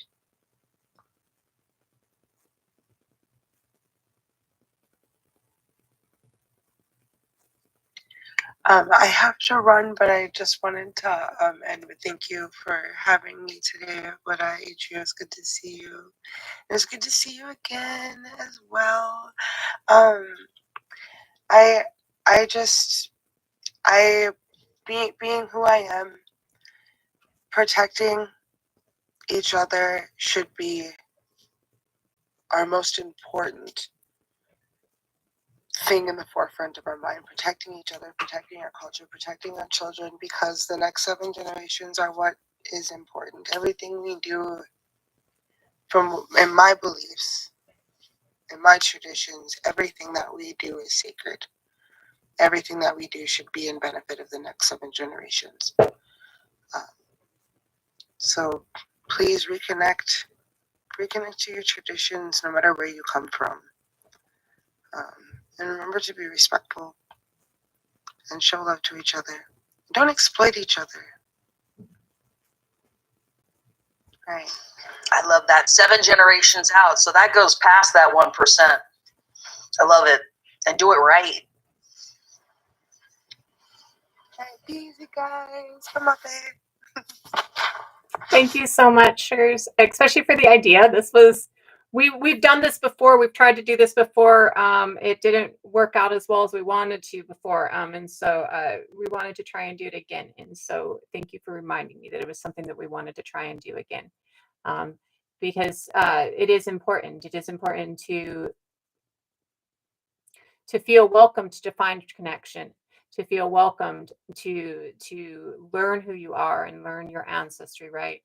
And that 7th generation thing is, it goes forward and it goes backwards for so many, right? um, and it's always gone forward and some backwards for me, and there are many groups across the space, and I would say even across the globe, that working for ancestry and working for descendants is such an important thing into the 7th generation or into the 10th generation, into the generations down, not just for your children, but for your children's children's children, because it is only in that working forward that we can actually get there. And kind of, I think at this point, be healthy for ourselves, because at this point we're kind of killing ourselves off. I want to really, because it was brought up earlier, I want to talk really quick, and I saw something in chat just recently, talk about, with alcohol and addiction. I know that there is a lot of knowledge of alcoholism and addiction, as a lack of having alcohol prior, or having access to things prior to colonization. And I want to state that, there's evidence that there is, many different substances on Turtle Island and on Abiyala that are could be used as addictive substances, right? And the alcohol isn't completely gone in these spaces. It's not like it was only, in Europe or in Africa. I think that oftentimes we think of this as a genetic predisposition because of a lack of it prior, when in fact it's more of a trauma response, right? We all use things to remove the pain more when pain is increased. And when we are watching our world exploding, or we're losing family, or we're, being removed from health, all the different levels of trauma of colonization, the pain that's increased, and the epigenetic pain that we all have to talk about healing from, or all have to look at healing from as well, that increase of pain increases a depressive response in the body. We talk at the end of my lives about how, being depressed is a healthy response to an unhealthy society, right? And that increase of that depression, and that increase of that pain, and that increase of that trauma increases the use of things to escape it, the use of things to get it away, the use of things to remove our pain of it, even if temporarily. We see this happens even, without things that could be addictive substances, or substances that remove pain. We see people will fragment and become dissociative identity disorder if they are subject to extreme trauma, right? So our brain naturally reacts to extreme trauma by trying to get rid of it in some way, shape, or form. So using addictive substances or pain removing substances, because that's why those substances are addictive. Like, literally what is addictive about them is because they remove the pain. So using substances that remove the pain, for temporary removal of pain in a world where you have absolutely no ability to stop the trauma, you can't escape the trauma in any way, is a natural reaction, is a healthy reaction. Not that becoming addicted to something is healthy, but trying to get away from the pain is how the body's healthy response is run from the pain, get the fuck away. So the concept that there's an increased presence of these issues within, or that escaping within people who are indigenous, because their bodies can't tolerate it. there are groups absolutely that, or communities absolutely that did not have addictive substances, right? So they might not have genes that tolerate a little bit better, but it's not like Europeans' genes were tolerating it better. It is more like Europeans were not dealing with the level of trauma that the Europeans were inflicting. And because of that, people are trying to escape trauma, and that creates that addiction, not genetic preposition as much. Because I think that's another one of those tropes that we have, that it is about, being predisposed to something. And that's why there's a weakness in the genetics, and therefore it must be controlled or it must be helped. When I think a lot more of it is about that, just even if it's for just 5 minutes, escaping the reality that is so painful and so inflicting of ongoing trauma with no other way to escape. And just because I've seen a couple of comments, and because I know that that is something that is a real trope that is very constant. And I think that along with the different levels of advancement within ecology that was here within Turtle Island and here within Abiyala, we have to understand that those advancements in ecology aren't just, including some things, they're including all of them, because many of these things also have the ability to heal, right? Also have use in ceremony, also have the ability to remove pain for childbirth or remove pain for, different things that need to be done. And having the advanced medicine understanding that's here in Turtle Island and in Abiyala at the arrival of the European colonizers means that that there are substances that were being used here to help that, that were husbanded into ability to do those things, just like corn was husbanded from something the same size as what wheat was I'm not going to be able to say it, taken from, grown through, taken care of, and corn in its, very bountiful, big, colorful state, taken from something extremely small, and given the benefit of life and the benefit of tending that is, the indigenous process really on a global scale, given that ability in such a healthy way, creates that science of taking it from something as small as what we took wheat from, right? Whereas wheat only gets to the size that it is. We can't discount the knowledge that there was that science and there was that understanding of healing and that understanding of substances to be used in medicine, and different levels of knowledge across the globe.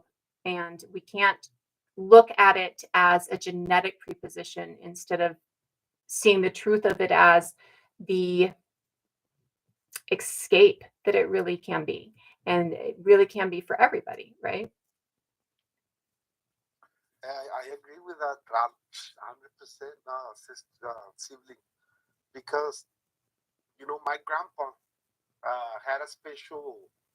My grandpa was Widda Ord, and he had a special place where he took medicine, right, peyote, and I mean, I found out that later. I just thought that he went to that room, but they never told me until I was an adult what he was doing. But when it comes to our people, I don't think that substance is it's the problem. It's the discipline that we lack in what colonialism has done. Like exactly like you were saying, that trauma. For example, I can relate with that a lot. Growing up in Ciudad Juarez, right? They brought me over here to escape what I was already going into, which I was already hanging out with the wrong crowd, so to speak. With the cartel culture and all that. But I witnessed a lot of things that no child should see or experience a lot of things, a lot of bad things because of colonialism. And throughout my youth, substance abuse was a predominant thing in my life because it was too overwhelming the PTSD, the everything. That the only way I could cope with it is with substances. But I think if I, I wouldn't take substance or take any substance now or in the future unless it is guided by somebody that can give me a discipline. Other than that, to me, it would be just be recreational, not with no healing behind it. So my message to my people, it's if you gotta take medicine like that, be sure that you are guided by somebody that can mentor you to have a certain discipline.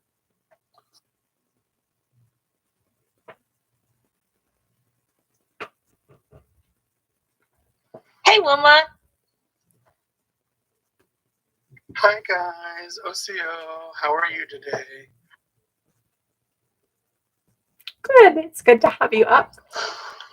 I feel like I'm fighting for my life. Like, it's probably like, because I get people coming at me sideways because I'm trying to help people reconnect. So I'm like, I see some comments here and there, and I know it's like laterally violent. Like, I don't care. Like, I really don't. I want my cousins back. And it's like, it's so offensive to me to see people trying to speak for entire communities. Like, you can't do that. I don't try to do that shit. Nobody should. That's just honest. What's up, Wilma? Also, just as a throw out, it's Willa, as in Wilamut from the Willamette River. Thank you. The French renamed it just with their dialect and spelling, so it's Willemette. It's like long-winded when it's Wilamut, where the water runs fast. So, yeah. I would have pronounced it right if it was spelled like that. I'm so sorry. No, you're perfect. I never mind anything like that. But yeah, most people just don't know that. I don't know. A lot of people don't have a general knowledge of like anything Oregon, like in general. So most people just aren't familiar with it. You'll see some other tribes will have adopted like Tillamook and stuff like that. There's different spellings, but it's all English and Latin. But anyways, Wilamut Chalagi, as in I am of the Willamette River, but I am of the Cherokee Nation. I've just only ever lived in Oregon for like 3 generations now. So all I've ever known is our indigenous nature over here versus like Oklahoma. So we have 5,000 Cherokee in Oregon, give or take, on any given year. So we have meetings and get-togethers, and we meet at like the Longhouse here in Eugene and stuff. So there's most of my indigenous knowledge is more Pacific Northwestern based due to like proximity and region versus like Oklahoma based. And even my mind is like Oklahoma's not where our people were originally from anyways. So it's like, why live on res when the res is not where we're supposed to be? The Kituwa band is really the OG on the territory, that we've got. But that's just my name and my identity. I wanted to posit something to host because they are part of the Northwest too, I believe. This is the purview. And so one of the things, do you know Mill City, host? Staten, from Salem towards the Santiam Canyon, Detroit, and all that. So that's where I grew up out at, and it is a 99% European American population, and the town's only 1,500 with the town and surrounding mountains and stuff. So growing up there, and growing up with my mother, who is my single parent, and she's indigenous, she's where I get my Cherokee Nation from, and she looks different than me for phenotype and all that. She's dark-haired and dark-eyed and stuff. And so growing up there, we always knew we were Native, and we'd go to Chamawa, and we'd be, do our medical and doctor appointments through all that stuff. But in these small towns in the Northwest, Oregonian children growing up have zero idea about indigenous history. And when you asked any child in my town growing up through all the 90s into the 2000s how long we'd been there, where we were from, who was here before us, there was a 0% knowledge. And in my region, you have Santiam on Literally everything. The Santiam liquor store, the Santiam grocery store, the Santiam market, the Santiam this, the Santiam newspaper. That's from the Santiam Kalapuya of the Santiam tribe that lived in that region all along the eastern portion of the Willamette River, in between the north and south fork of the Santiam rivers. And they also bordered along with the Malala, and they went by the Santiam Malala at the time just because it was the Santiam region. But none of us, not me, like none of the kids there knew anything about anything. And so the question, let's talk reconnection, how to be appropriate and work with love. One thing I often state to people about anything, like the first step, is look up the land you are from, like who you are is your own genetic history and travel history, because we're all diaspora. And two, who is the land that you're on or were born, or both. Both is best, because sometimes you move from where you're born. But learn the history of the land you're on and what happened to those people, where they're at, who their names were, what their stories were, and what led up to the modern time today. And so for Oregonian children, I think a big part of reconnection and part of their journey is that they need to learn like Oregon's history, like in its depth and clarity. My partner grew up, he's from Yoncalla, which is named from the Yoncalla Kalapuya. And it's the only chunk of the Kalapuyan tribe that got to remain on their native land. And they weren't forced onto reservation like everyone else was to Grand Ronde and to Siletz, because they were friends with the colonizer Applegate, and he allowed their family specifically to stay on that land. And due to that, growing up, my town is about an hour and a half, 2 hours away from Yoncalla, Mill City to Yoncalla. And we learned nothing in our school districts, but Joey, my partner, his family, was able to learn more because the Yoncalla Kalapuya forced the school systems to allow them to come in and teach Native history. So that small town from that tribe got to learn more about the truth on their land than the kids in my small town just an hour and a half north. And when you look at how many small towns are filled with how many 98 to 99% European American children that are learning things like manifest destiny still in Oregon, at least in the 2000s, we were being taught that manifest destiny was like the go-to and the thing we were supposed to do, and we're very proud of that.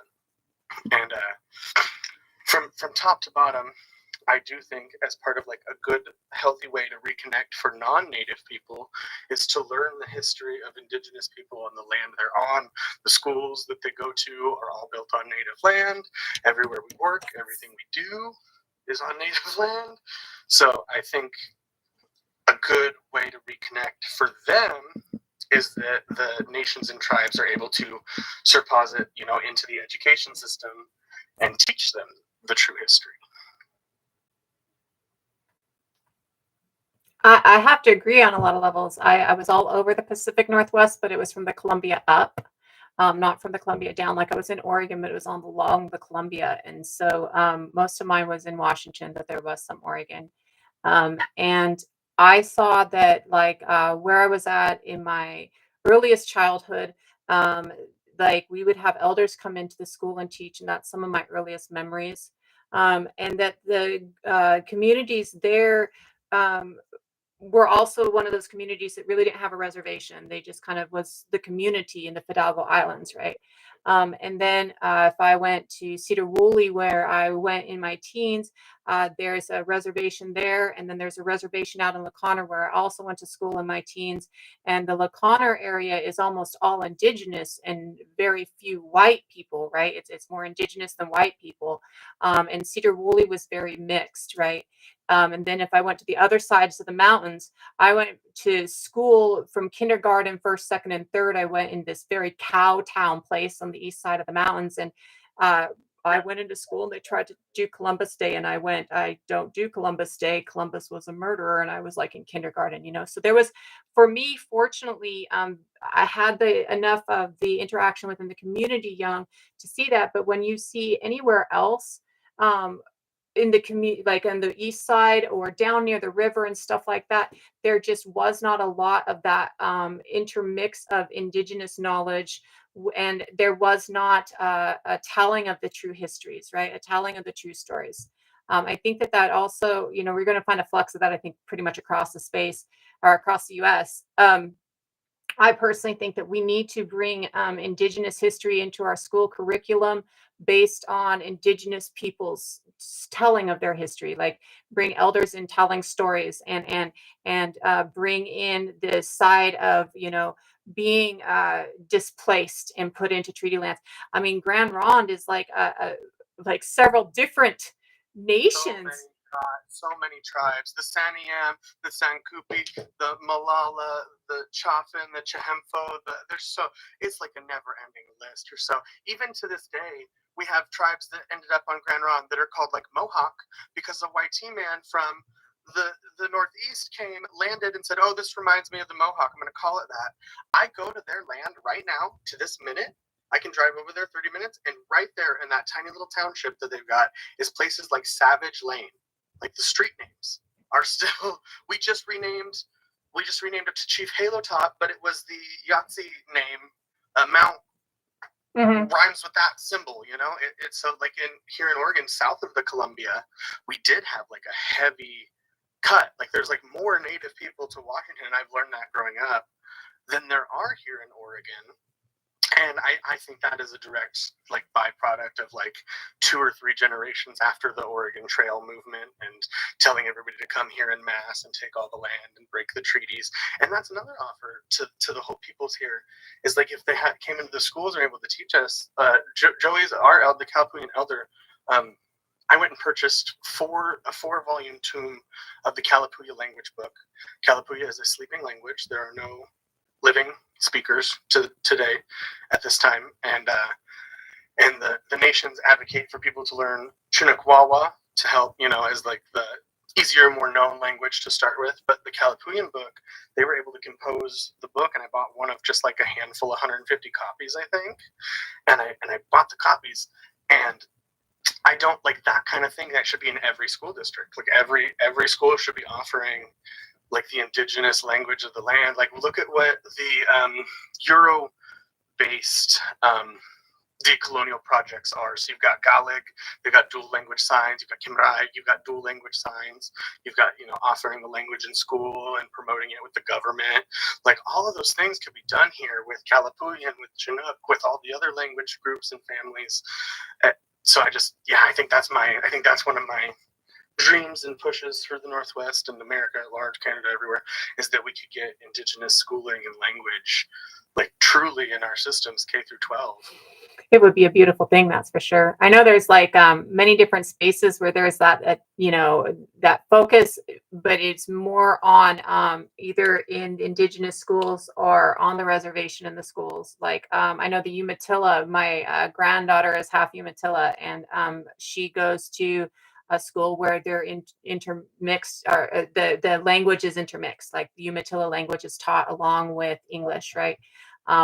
And so I know that there are some places where we're kind of doing that, but they tend to be more Indigenous spaces than Western spaces, right? I think that we definitely need that in our Western schools.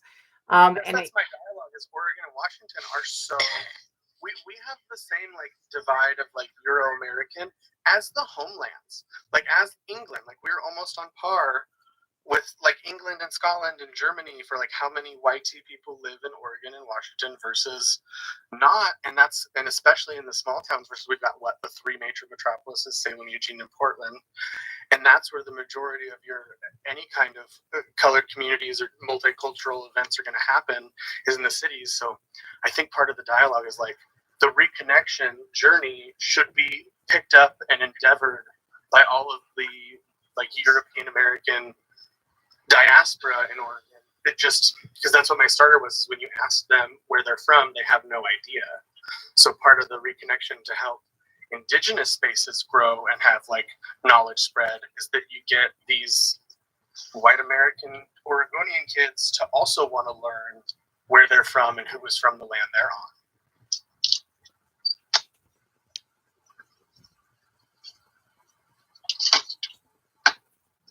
Hey, family, I gotta go, but I just wanted to leave with I'm also an artist, and I'm painting again. So right now made a painting about Patlicue and Huitzilopochtli. So you want to support indigenous art, hit me up. Go to my account. Is there. But thank you for the invite. It was awesome. I truly enjoy being here and getting back in and being social. It's nice. Uh, Initially, in your look, my face, my heart, through perseverance, we endure. I'll talk to you guys later. Thank you so much. Great to see you, Koshi. It's really great to see you. Likewise. I think, are we friends still on this account? I don't No, know, here. but There. I have to say that I'm glad you're I need here. you for my Southern Indigenous Reconnecting. I really do. Same. All right, family. I'll talk to you guys later. Take care, and I'm glad you're back. And I want to state that for every single person out there who has that lateral violence hate, that there are 100 people here who need you, who find you necessary, and you have taught me a lot, and you have been someone that I have loved being able to send people to that I know who are trying to find that connection, right? That I mean, I have a granddaughter working on that connection. Having people have the ability to find that connection is so very important. And I want you to know that for every single jackwad on here who is being shitty about things, there are 10, 12, 13 people on here who you are important to, and you being here is important too. And I love you very much, sibling, and I thank you for coming and joining us today. There's also the fact that those classes that you were talking about, like I'm pro those classes, but they need to be led by Indigenous people who are connected. And since attention was brought to it, I really want to kind of drill it into people that, like, hey, look, we just addressed the fact that there are languages out there that are sleeping, and I like sleeping instead of dying, right? Or Me dead. too. I like that. It's sleeping. They're valid if they don't speak their language. They're still valid. A lot of us who are connected socially and legally and descend from, we've got all three. We may not have our language. Okay, that doesn't invalidate it. And the nonsense of having, when we get somebody, I see the trend, and I know where it comes from, and I'm going to address it. Okay, where we'll get somebody who's reconnecting, and or who is connected, and they'll get them up there, and they'll be like, oh, okay, so you're Indigenous. They'll be like, yeah, I'm Indigenous, and they'll be like, okay, now that's it. Indigenous quality control. Speak your language. Talk about your ceremonies. Do this and that and the other. Prove it and dox your whole family. Who's your grandma? Like, obviously, in a conversation where it's safe, you can talk to people about, who they're related to if you're genuinely curious if you're related to them. But if you're not and you're using it to try to prove whether or not they're Indigenous, take several seats, because that person we're still going through a genocide. That person very likely might be descendant of people who have been disconnected, or there may be issues that you don't understand. Just chill with that. Don't do that. We don't have the right to sit here and prove it. Are there pretendians? Absolutely. Rotten fruit drops by itself. Okay? It doesn't need any help. Let it happen, Captain. It's not like, look, and people saying that they're hardcore gatekeeping. So was your live exposing, privately held practices? Right. No, it wasn't. You're not. So just, don't. Just don't, because you're not really gatekeeping anything that's going to be helpful. And anybody who runs across a situation like that, my heart is with you. If you're trying to reconnect, don't listen to that. Look up your tribe. Most tribes, we did advance with time. Most tribes have their own websites, their own Facebook groups, things like that. Contact the actual tribe and see what they say about it. They're going to disagree with that behavior. I like that point BGP, that reclaiming is a better term. I like that. I know we. I do too. I do too. It's just like what everybody else is using language. You know what I mean? Yeah. Yeah. Yeah, but I do prefer reclaiming because we are still connected. I find so many people who have what I call echoes of their culture still. I've met people who don't even know that they're indigenous, right? And they talk and they point with their lips, like, and as if culture wouldn't have advanced with the times. Okay, talk about the jingle dress. What do you think those little bells are from? What do you think they were made out of? Tobacco cans. You think we had tobacco cans prior to colonization? Stop.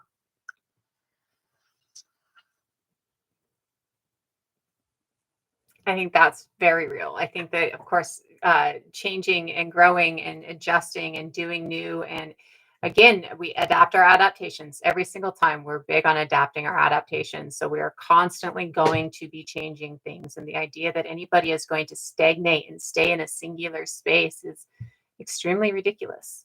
I do think I like reclaiming a lot better. I think that especially when we're looking at this thought process that reconnecting is about, you have to be like reconnecting to a specific group specifically instead of just reconnecting to the community, reconnecting to the community of the biome.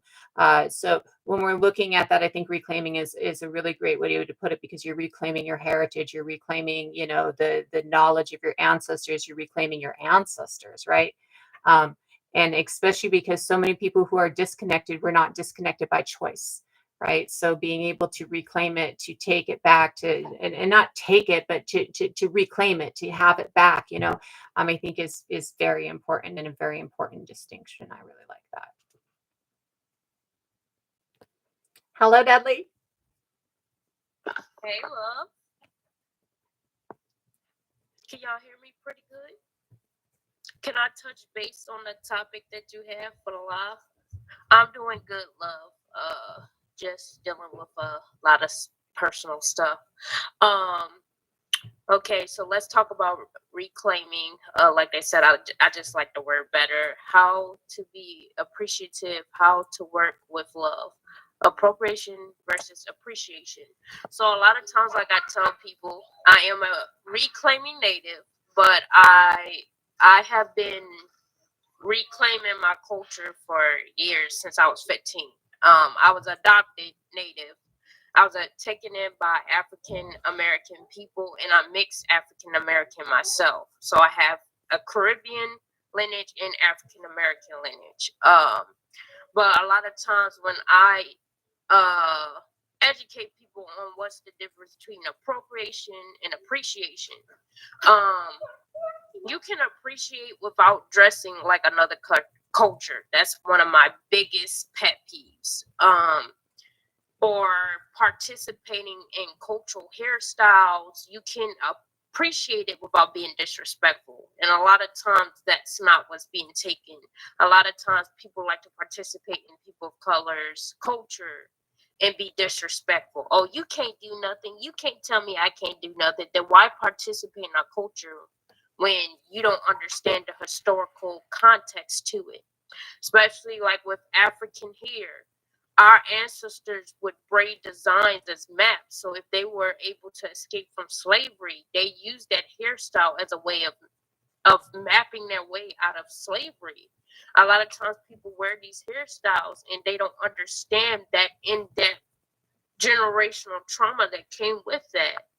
Just like when it comes to indigenous culture, a lot of our dances, especially in the Taino community, is a mixture of African and Taino culture, along with other indigenous tribes, because, again, people don't understand intersectionality. A lot of us have many indigenous lineages, not just one. So when we start to notice that reclaiming natives are trying to educate themselves on their connection, I'm not saying that we should be buddy with them, but a lot of times reclaiming natives get the hard end of the stick. And I've been one of those people. I just ignore people. I let it go over my head. But for someone that doesn't know how to do that, that could be emotionally draining to them when you're pretty much just criticizing their every single mess up. It could be, oh, you said the word language. I've watched people just jump in. Oh, what tribe are you? Show me your family tree. You didn't say that word right. Okay, what if they're adopted? What if they're learning that? And I've noticed a lot of, especially in the Native community, a lot of adopted Native get told that they're not Native because they didn't grow up with their families, which is not it's not due to them not wanting to be like that. But we have these situations where we are taking out the group home, but that doesn't mean we didn't stay connected with our families. My family had visitation rights, so I was still able to connect with my Native Afro-Indigenous culture, where I know some Native people didn't get to meet their mom or dad till they were grown adults. But we shouldn't sit here and take away from their connective journey because we don't understand their struggle. We don't understand their pain and hurt, because guess what? The same thing you are doing to adoptive Native people, not people in this body, but just in general. That's the same thing the colonizers did when they took us away from our parents. When they took our great grandparents away from their homes, away from their cultures, cut their hairs, sent them to residential schools. So when people do that, you are perpetuating the colonizer system against your own people. You are contributing to lateral violence. You are contributing to the same thing that we are fighting against. The only way we're able to continue to grow and learn is if we continue to help these people. Are people going to mess up? Yes. Nobody is perfect. I don't know not one indigenous person that can tell me on their reclaiming journey they did everything right. They didn't make no mess up. They didn't. 100%. Can I just add, as a connected indigenous person who wants my family and talks and hangs out in connected indigenous circles, okay, and I'm not talking about TikTok, I'm talking about in real life, okay, like I'm in my community, okay? This is weird. TikTok. This is weird. We don't do that shit. We just don't. There are a lot of tribes that flat don't do that shit. When we find a lost cousin, we get excited. And are there some of us who feel like, why are you trying to be special? This is our land. We're supposed to be the majority. Why are you trying to be a unicorn? You're not. Stop it. From a connected person's voice, listen to me. Y'all say you have to have a certain blood. I have the acceptable blood quantum. I have the acceptable DNA as well. I have which those are two different things. We'll talk about that later. I also have membership to my tribe. I'm also involved in my culture, and I do speak my language. Stop it. We connected people, especially those of us elders, not elders. I'm not an elder, but I'm older. I'm in my 40s, and I am the matriarch of my family. I'm going to tell you right now, and my elders agree with me. Y'all about gave my elder a heart attack with these lives, invalidating and reconnecting indigenous people. Then y'all disrespected him when he tried to get up. Multiple times. Y'all call yourselves connected. No. Stop it, because that's not what's happening in real life. If a tribe has a way to reconnect on their website, you can't run around telling people that they shouldn't reconnect. You're literally being anti-indigenous. Anybody who opens their mouth and fixes their tongue to say that someone can't claim that they're indigenous who's indigenous, and that person's tribe just happens to have a way for that person to reconnect and they qualify, you're wrong. You disrespected that entire tribe. Sovereignty is important. And I like to add something to it. Stop telling reconnecting natives they cannot teach about their own culture.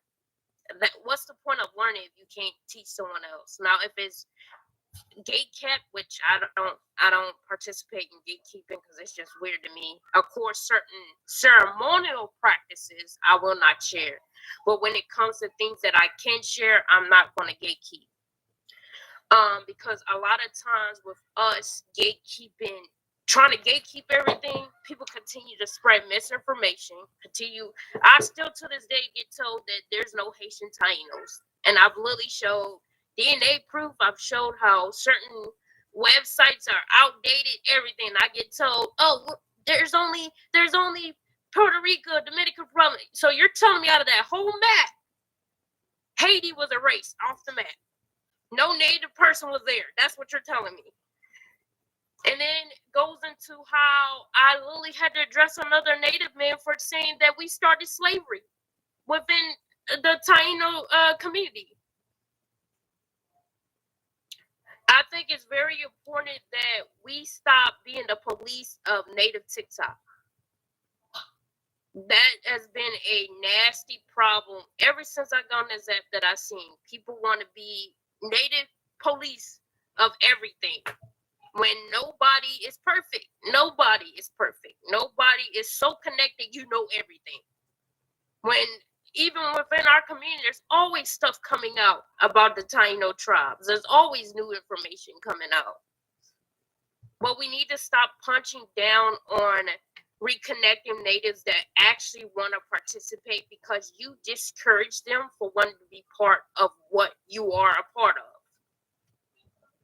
There's been times where I literally stepped away from certain tribes that I was trying to reconnect with, all because of that. Because constantly, every time I would make videos, I would get bullied. There were private conversations saying that I was not native. There was some racism behind that, and I'm just going to call attention to it right now. Okay. Oh, yeah. We have Afro-Indigenous brothers and sisters as well. We have a lot of them, and she's one of them. For sure, for sure. Okay. The things that I saw when I met you, this was my protocol. I scrolled across your live. I heard, some struggle, some people being disrespectful. And then you said you're mixed. I was immediately up in your box. Calling our brothers. People were saying with their whole chest and both titties, okay, on their regular accounts, saying disgusting things. Let me tell you something. That is not okay. Stop it. We have different skin tones. This 19,000 miles from the beginning of Alaska to the tip of Argentina. We have very dark people and we have very light people. And as we mix with other ethnicities, it does not invalidate our indigeneity. She's indigenous and she's Afro-Indigenous. And you also have some Asian in you too, don't you? All of that shit is valid. Everything. And yeah, I know we have people trying to erase us, say that they were here first when they weren't. But that does not negate the fact that we have brothers and sisters who are Afro-Indigenous. And I'm going to tell you a secret. I'm lighter presenting. I'm not that much lighter than my tribe. I've proven that I don't know how many fucking times, okay? Only one of my grandparents wasn't Indigenous. Yeah, okay? But if y'all are accepting of me to my face, and you turn around and go to Deadly Truth Teller here, and you're disrespectful to her because of her skin, then I know you don't like me either. I know this. I'm not dumb. That's some mustache man mentality. Stop it. Our ancestors didn't abide by that. And I'm not going to abide it.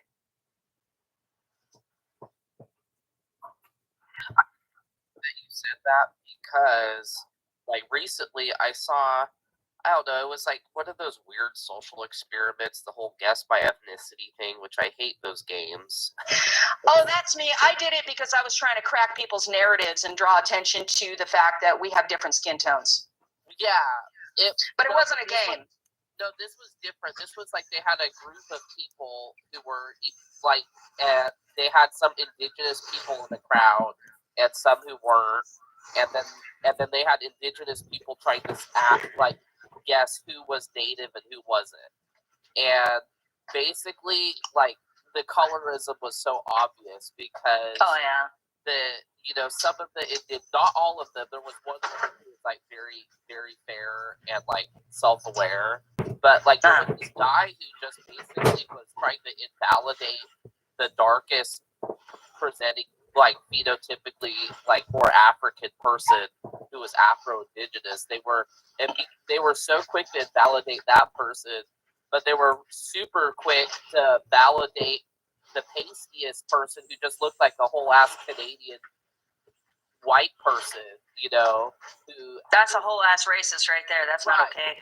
It's not at all. I mean, like I don't look like my community because I'm mixed, I'm Afro-Indigenous and white, and people I've never had somebody reject me in Indigenous circles ever.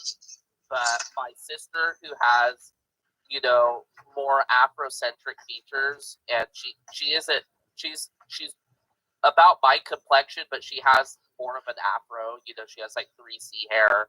Like, she gets questioned all the time.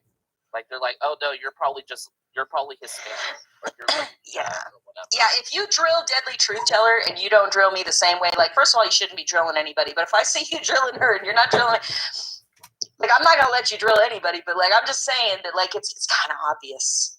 Right. It's kind of obvious. Rotten fruit drops by itself. Okay. It's pretendians, I get it, but like, they're not getting any damn benefits. And if they do, we can call it out. Again, don't infantilize us. We're not helpless. We know how to deal with these problems. You think we've never had 100% blood quantum, like 4/4 blood quantum, and they didn't stand up and talk bad about their tribe, their people, and were stood up as a monolith? It's not our first rodeo. We've had these issues. We bring those leaders down because we're whole people, whole communities. Have some faith.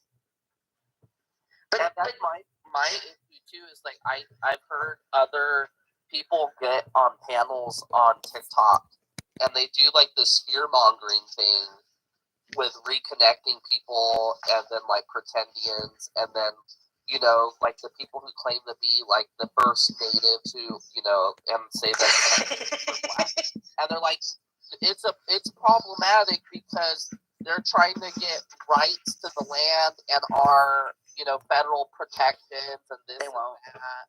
Don't worry about it. I heard this one lady say that we have to call ourselves Indians today because all of the treaties that were written gave protections to Indians, not Native Americans or Indigenous people.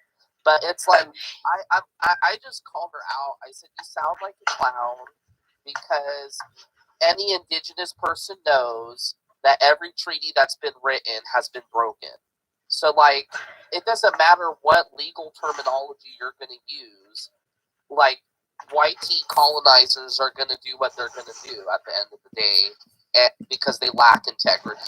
I mean, I could claim to be like all European if I want to. Like, I'll be like, "Oh yeah," when it's not true. But then when I go in the refrigerator and I down a whole bunch of milk, we're gonna have problems. You know what I mean? Like, it is what it is. They're not going to get anywhere with that. It does stir the community up. But I'm not participating. They're trying to weaponize fear, though, and then they tried to substantiate it with weird legal terminology and crap that is so. Like, my uncle's a lawyer. He's listened to it. He says it's not even gonna. It's not even correct. So not at all. So we're good. Like, I've never met a black person who is claiming to be an Aboriginal American get anywhere with tribal enrollment or federal protection. So it's like, why are you guys trying to use that example, and then now you're using the fear mongering to then abuse all Afro-Indigenous people? Well, and in times like this, we need to protect our siblings who are Afro-Indigenous too, because like, when shit like that happens, okay, then we have people who are Afro-Indigenous and more African presenting to the narrative. Because frankly, Deadly Truth Teller, I look at your face, I know you're Indigenous. I'm not dumb.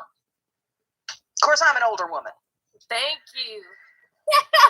like you can literally see. Okay, because how I explain it, right?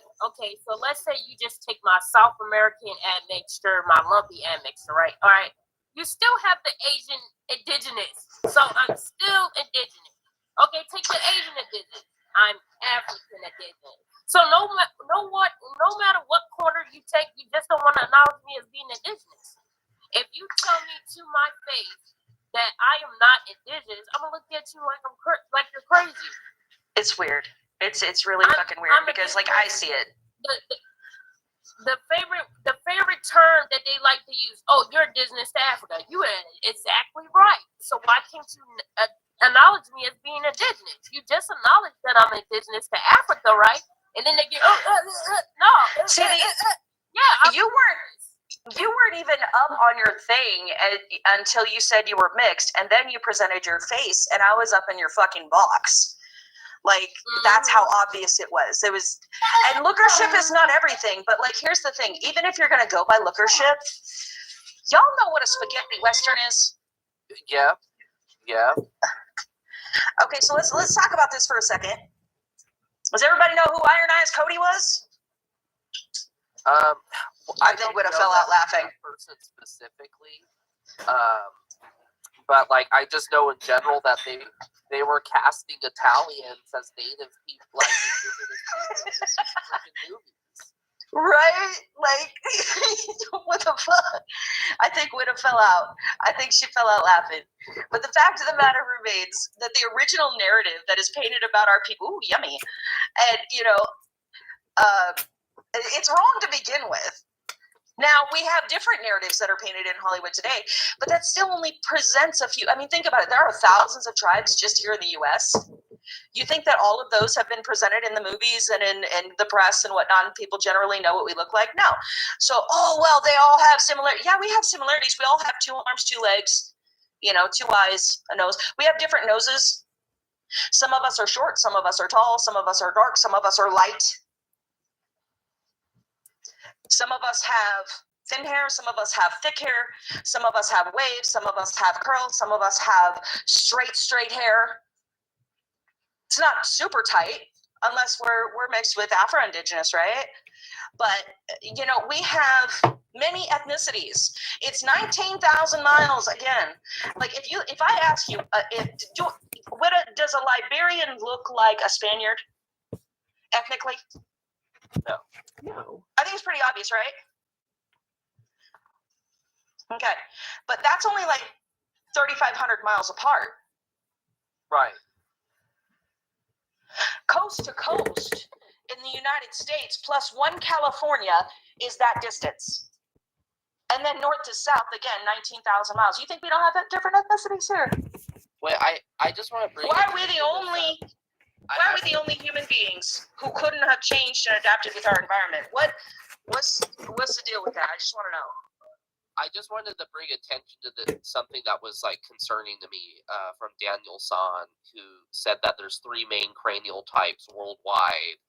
That was debunked. That's not true. So debunked. Like what? That's called race realism, Daniel. There's no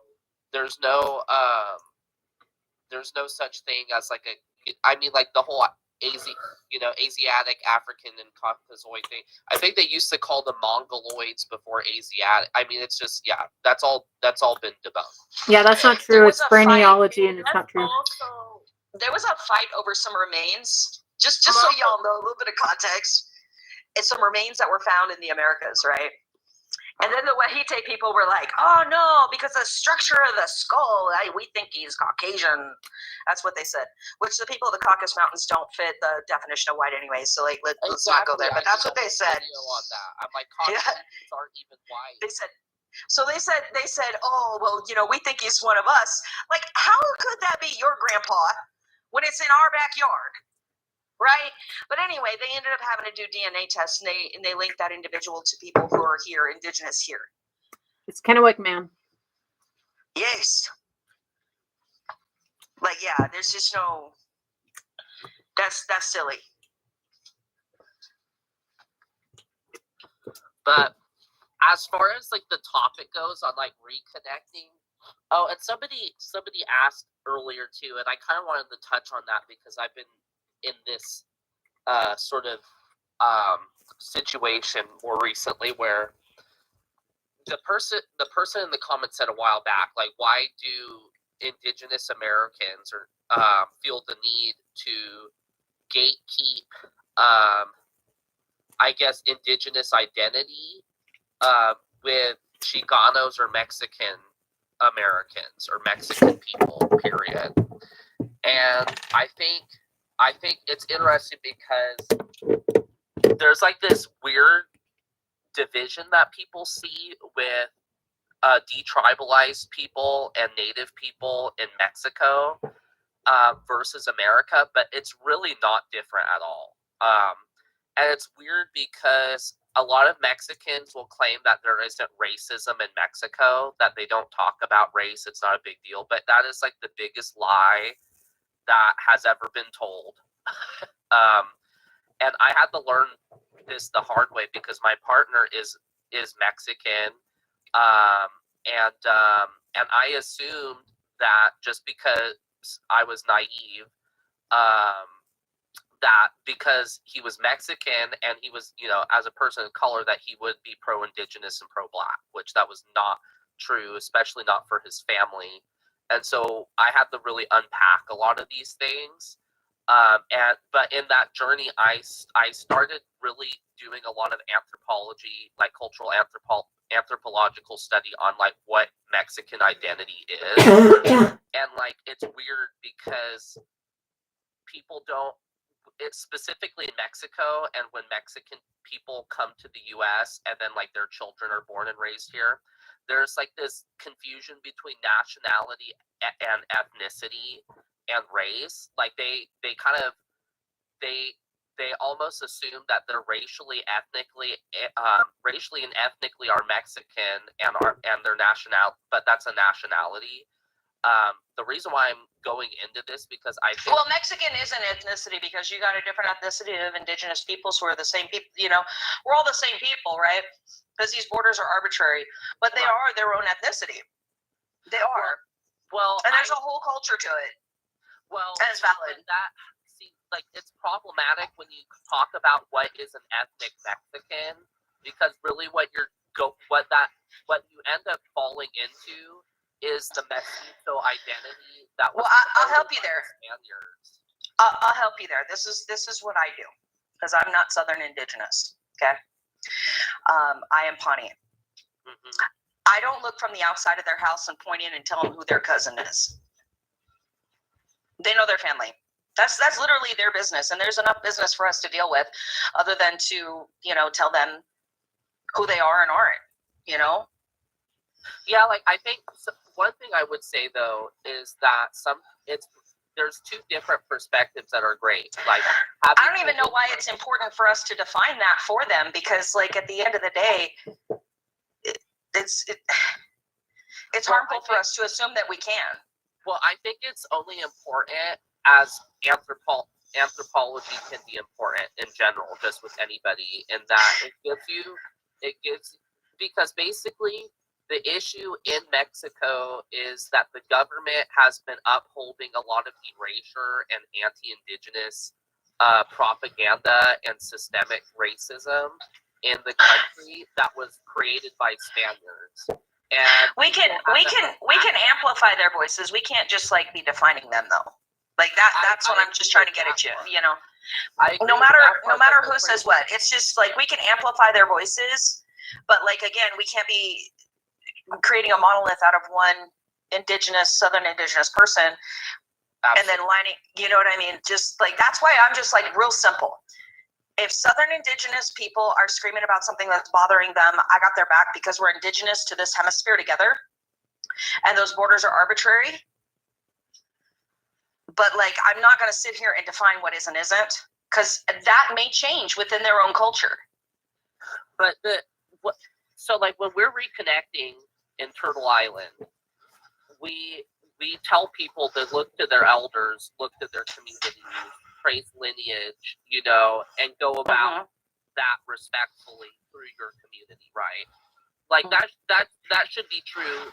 That's true in any community that's indigenous to the Americas. And Well, there are caveats to that, though. I mean, some tribes are migratory and semi-migratory, right. and like, just really, I'm just giving you some advice. Just like, let them and just amplify. That's the kinder and more productive. That's going to help everybody win.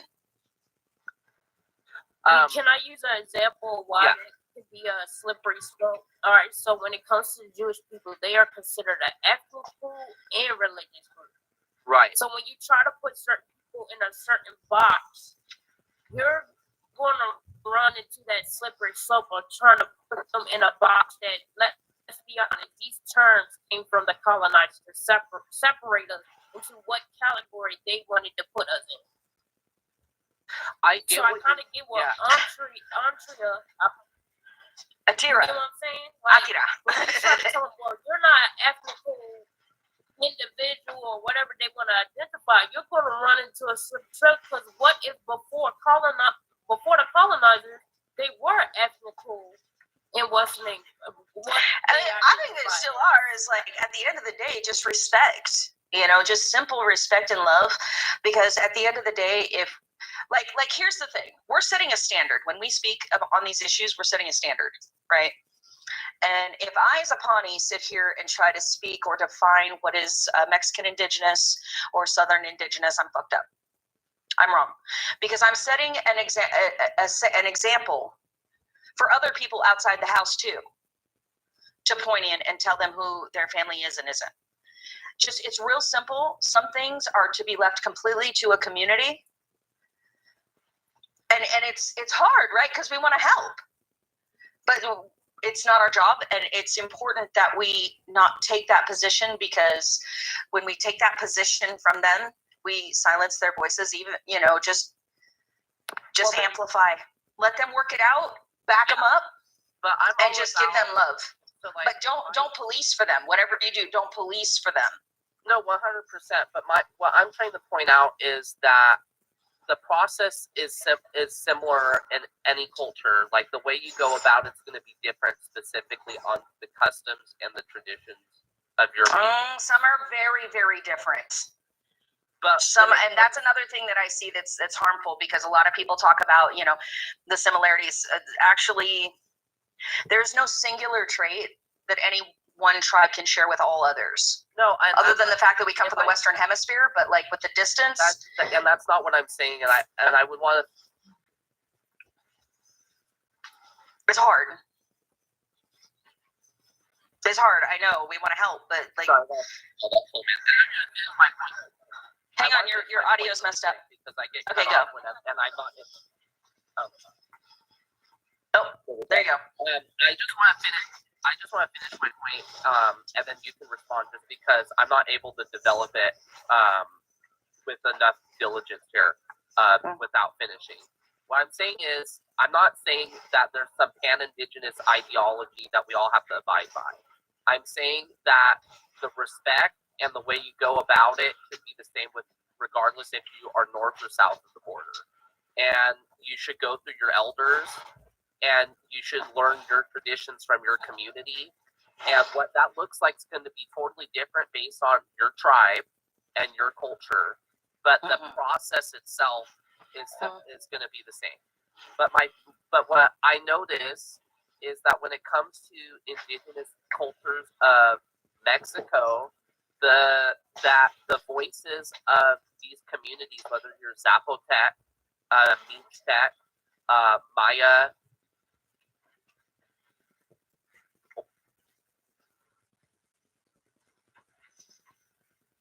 sorry, my aunt keeps calling me 1 second.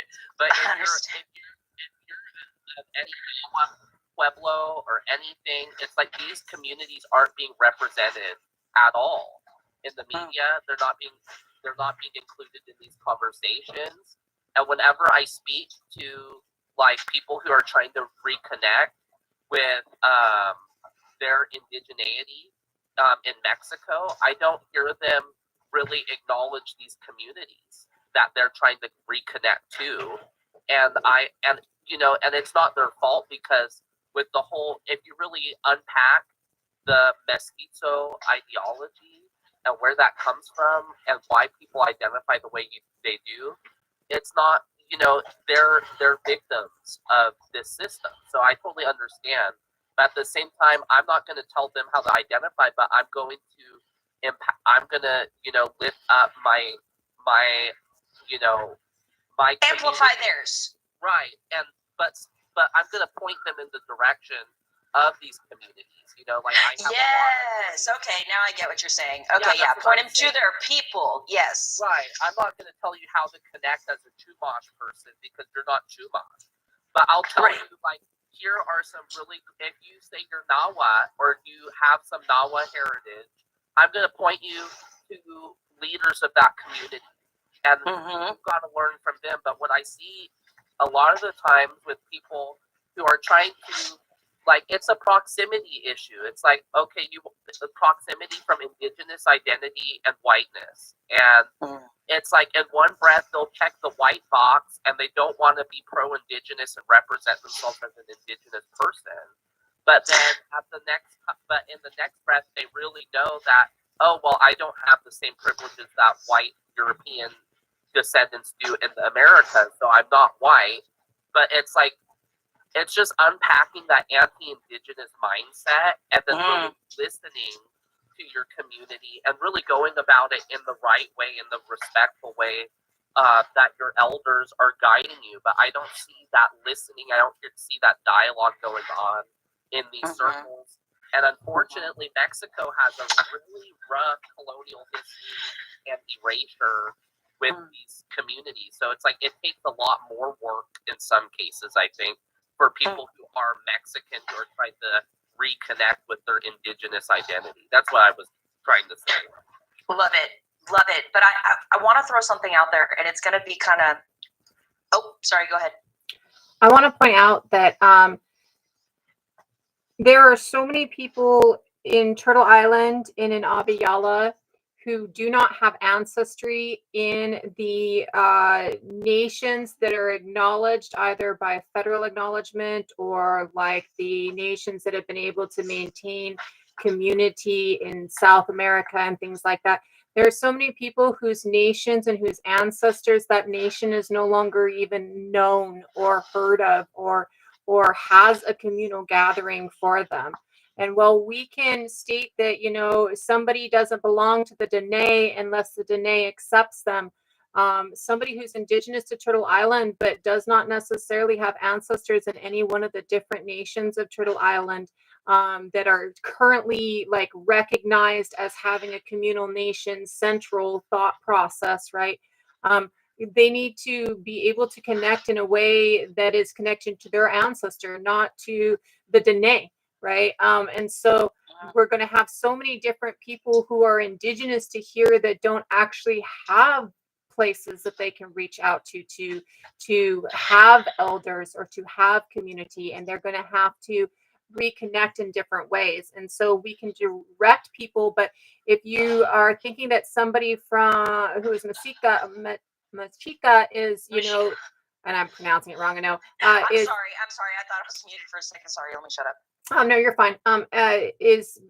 You know, they might not have connection to any one of the current nations that is having community and has that ability to have connection in that area. They might not have a nation anymore. So we can't direct them to connect to one of those spaces if that's not, I mean, we can say, hey, these people might be able to help you.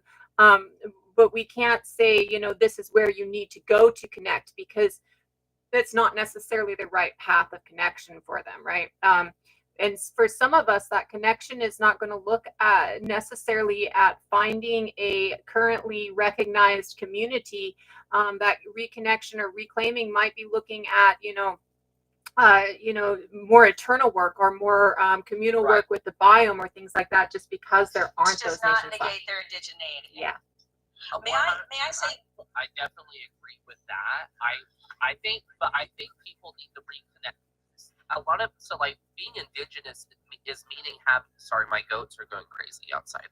Oh boy, you have goats? I do. Love it. I have little babies right now. They were gifted Are they the fainting ones? They're not, but they are very dramatic, and they'll pass out if I'm trying to like get them to go in their barn. But but Sorry, go ahead. But anyways, what I was gonna say though is that, so like for example with my tribe, we weren't federally or state recognized for the longest time. In 2016, the Santa Ynez Band of Chumash got federal recognition, but we had to go about a very different process, and to get that reservation and get these recognitions, because our language was almost extinct, and basically they had anthropologists from UCLA come together to help the Santa Ynez Band come up and reconstruct this language so they can teach the youth. And then they actually had to buy their own real estate that for their like rancheria, or I forget what they call it, but it wasn't just like this land was given to them by the state or the federal government. Like they bought up this land, and then the government deemed it a reservation. And so it was like this real weird way of going about it compared to other tribes in California or across the U.S. But the reason why I bring this up is that as a Chumash person, like a lot of our language was gone, our culture was gone because of the boarding schools and the missions that the Spaniards enslaved us on and had us build, right? But if you wanted to reconnect with your identity, it wasn't just about finding the remaining Chumash elders who had bits and pieces of our culture. It was also connecting with our sister nations and our neighboring tribes that we had relations with and history with and trading with. Because say if your community isn't very present to this day because of genocide or ethnocide, you can still learn from the other communities that had historical connection and relationship. Like I grew up learning Yokut stories because the Yokuts and the Chumash were neighboring tribes. I grew up with Ohlone and coastal Miwok community, and I learned their traditions too. And they kind of taught us some things that their elders remembered or were told about our tribe to us, and about that connection. And so that helped me reconnect. But I really so for people who are detribalized and maybe your tribe isn't alive and present today or recognized today, there's other ways you can reconnect with, pre-colonial identity by reaching out to the communities nearby. Like maybe like your band, or like maybe it's that. So like for example, even with me, my band of Chumash doesn't have a res today. Like we're Obispeño, but the Inyazeños are the ones who got the reservation. But I can still connect with Inyazeños to learn more about a broader Chumash identity, right? Even though those aren't my lineage or my people. And so that, I guess, is what what I think people should be recommending is that maybe it's not like your specific lineage, but maybe your tribe, say if you're Mexican, your tribe isn't present, but maybe they had a relationship with the Nahuatl of this pueblo or whatever. Develop relationships with them and the other neighboring tribes, because you'll learn so much that way too. Can I add to what you're saying? Because I know exactly what you're saying now. Yeah. Okay, so when it comes to the Taino tribe, one of our Yucayekes reached out to neighboring tribes to reconstruct our language, and we were able to connect with the Kalinago and the different indigenous people because they still had part of our languages. They still spoke it.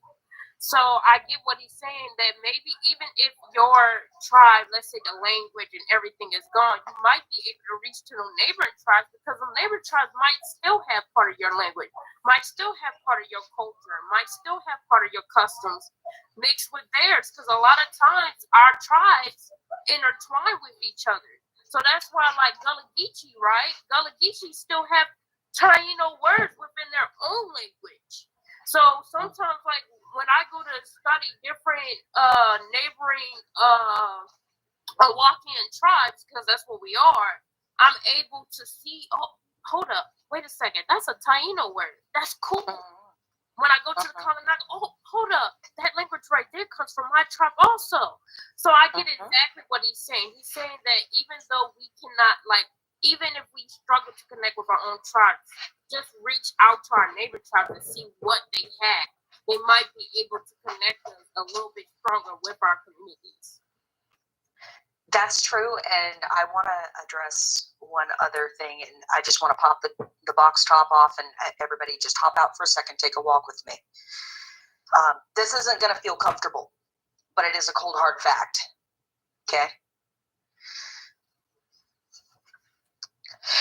Okay, so when the first hominins came here to the Western Hemisphere, okay, there were only so many of them, right? There's only so many of them. And so today we have thousands and thousands and thousands of tribes, north to south, east to west. Okay? So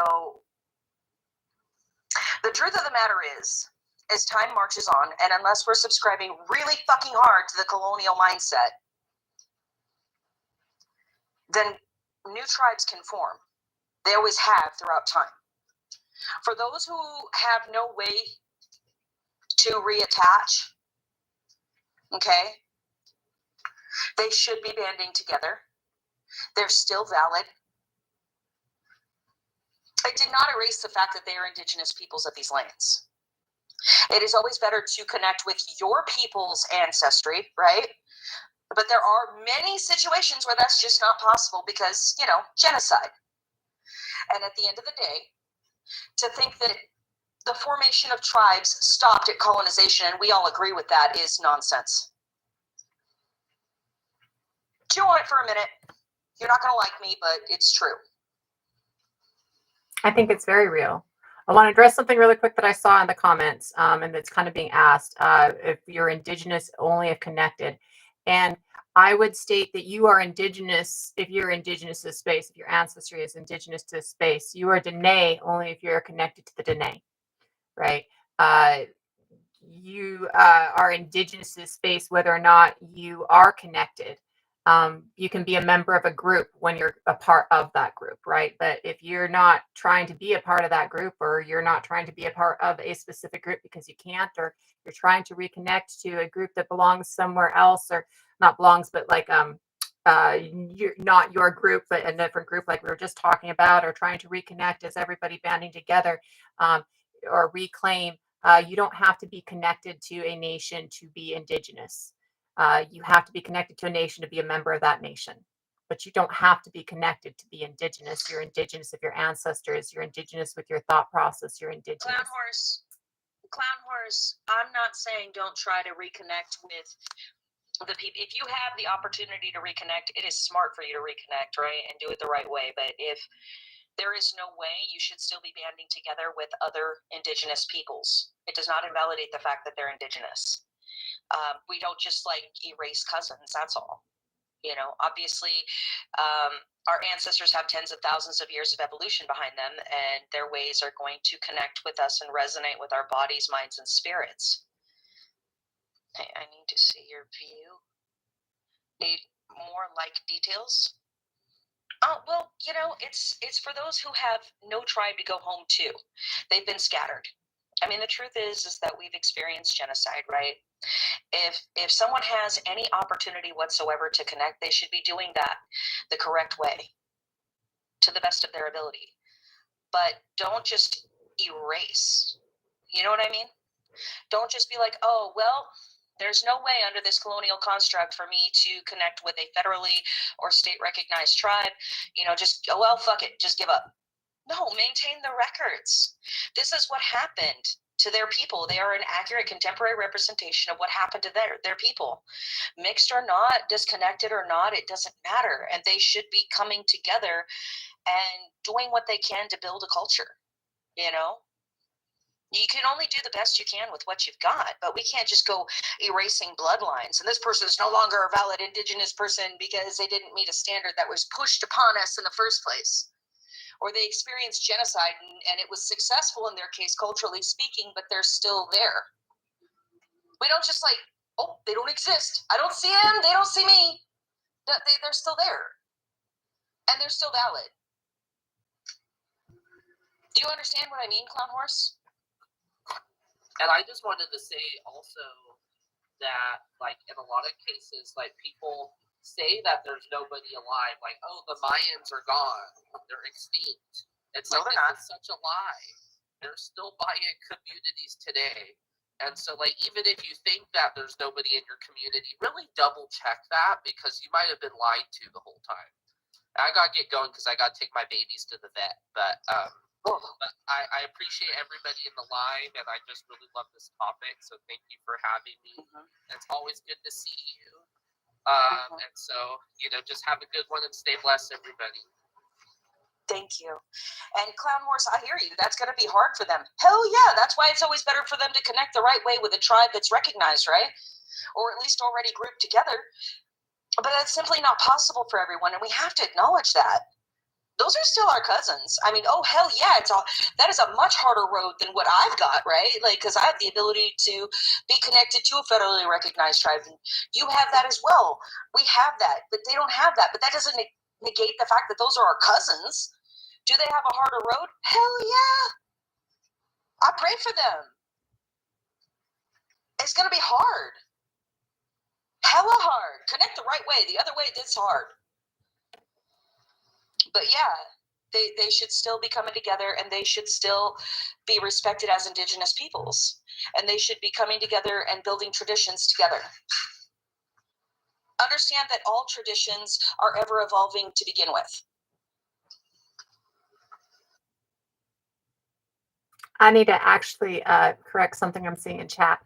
Mansa Musa writ his shit. He wrote down everything he fucking did. His brother is said to have left with 300 people, not 300 ships, which was in the 1300s. So even if, though it has been debunked, as BGP is telling you, but even if he had left with 300 people on a ship and came to the Americas, that would not have created the 10 million people that were here in the Western Hemisphere, and not even in North America, so Turtle Island, when the Europeans got here. 300 people does not translate to 10 million in 200 years.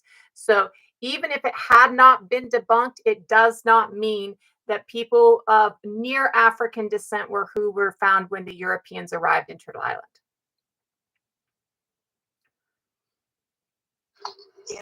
And again, it goes back to we want to be a unicorn, we want to be special, we want to be set apart. Listen, gatekeeping culturally, gatekept shit, that's one thing, right? Like but the title of indigeneity does not belong to any singular tribe, or just because the white man said that they acknowledge us does not give us the right to turn around and disenfranchise our cousins. I see this all the time with people who are reconnecting, and then they're fine when they first start to reconnect, right? And then 6 months in, they've done a little bit of homework, and then they turn around and they're like, they become like that, and it's wrong. Is it going to be hard for those who don't have a home tribe to go back to? Yeah, it's going to be hella hard. We need to be supportive of them, not disrespectful and not disenfranchising, and it's anti-Indigenous to be so. At the end of the day, they are going to be our cousins, whether you like it or not, whether I like it or not, whether they like it or not, doesn't matter. It is what it is. And the only way, because tribes have been formed and branched off since the dawn of time. To sit here and be like, our people are not allowed to advance and change is ridiculous. That's following the colonial concept. That's abiding into the homogenization that they want to do. That's helping them absorb us, because I promise you, they will come for us too. They're already coming for us. Go check the Supreme Court.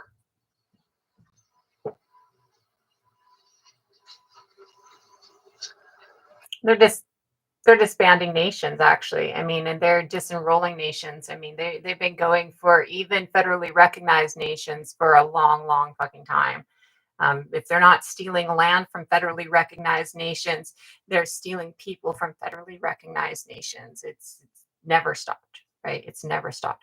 And colonization and genocide look different for every single nation that has ever existed and still exists, or even those who, only their genes exist and not the whole cultural thought process exists.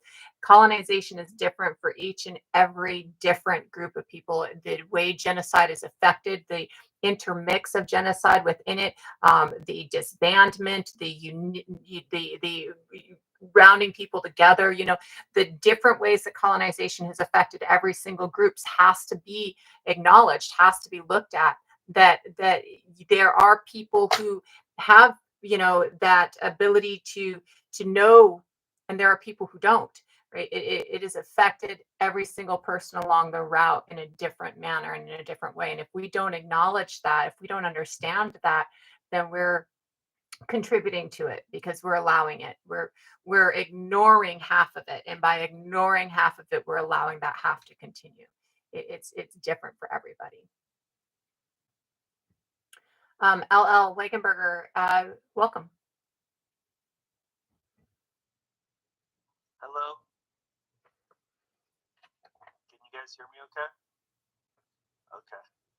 So yeah, I've mostly just been listening in, and I mean, I seem to be, you know, I seem to agree with like pretty much everybody on the that's on the screen right now.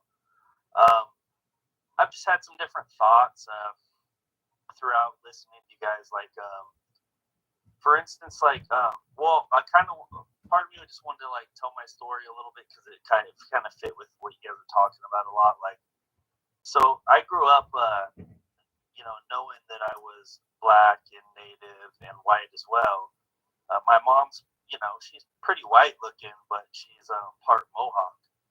And but the thing is that she didn't even know which tribe it was. Like, her side of the family always just said we were part Iroquois. That's what was passed down. We're part Iroquois, and so I basically went on this research journey, and spent years just like researching our family. And mind you, that like my grandpa is like a quarter. He's like a quarter Mohawk, so it's not really like really far back there. Like we have pictures of my great grandmother, and she's like half native, and her mother as well. And so what I was able to do is just like use Ancestry and some other websites to just kind of trace back my family, and sure as shit plopped them right down right next to sorry for cussing. You're fine. I ended up figuring out that we come from the Ganawage, I think I'm pronouncing that right, the Ganawage Indian Reserve, or I think that's what they call them up there in Canada. But that reserve, so our family ended up being connected to that particular reserve. And the other thing that I did is I asked all my elders, like my aunt, before she passed, and my uncles and all of them, and asked them, like, do you guys have any more information? Like, I know we're part Iroquois, but like there's six different tribes here, and just do you guys have any more info at all? Like, think back like to what your grandma told you, and my aunt actually ended up remembering that her grandmother, so this would be my great grandmother, the one who was half Mohawk, she actually specifically said that our people were from 7 nations. Now I didn't know what the hell that meant, but I reached out to the Mohawk tribe and asked them, and one of the elders straight up told me 7 nations is this community, And so I was like, bam, there it is. If she hadn't remembered that little detail that she didn't know what the hell it meant, then I wouldn't even have been able to pinpoint what tribe we were from. So, and the other thing is, I was able to follow our family tree back after I found out that. kept building our tree, and sure enough, right to that same area. So then I was like, okay, so I figured that much out. So now I got to start working on like figuring out what like clan my grandpa would have been. You know, and there's lots more to learn on that. Of course, I'm always watching. I live on the West Coast, so I'm just like listen to these elders' YouTube videos and all this. You know, do what I can from afar. But I am planning a trip to go there this next summer. They're supposed to have like the biggest powwow in Canada in that on that particular reserve. So. You know, it's a beautiful thing. It's great, you know. But you know, my dad is you know, visibly a black man, and he also has indigenous ancestry as well, and as well as European. And I will say that like researching his side of the family has been quite a bit harder. You know, you hit like so many roadblocks with like slavery. Like his great grandmother was actually a Native American slave. She was not a slave of a Native American. She was Native American, but she was enslaved.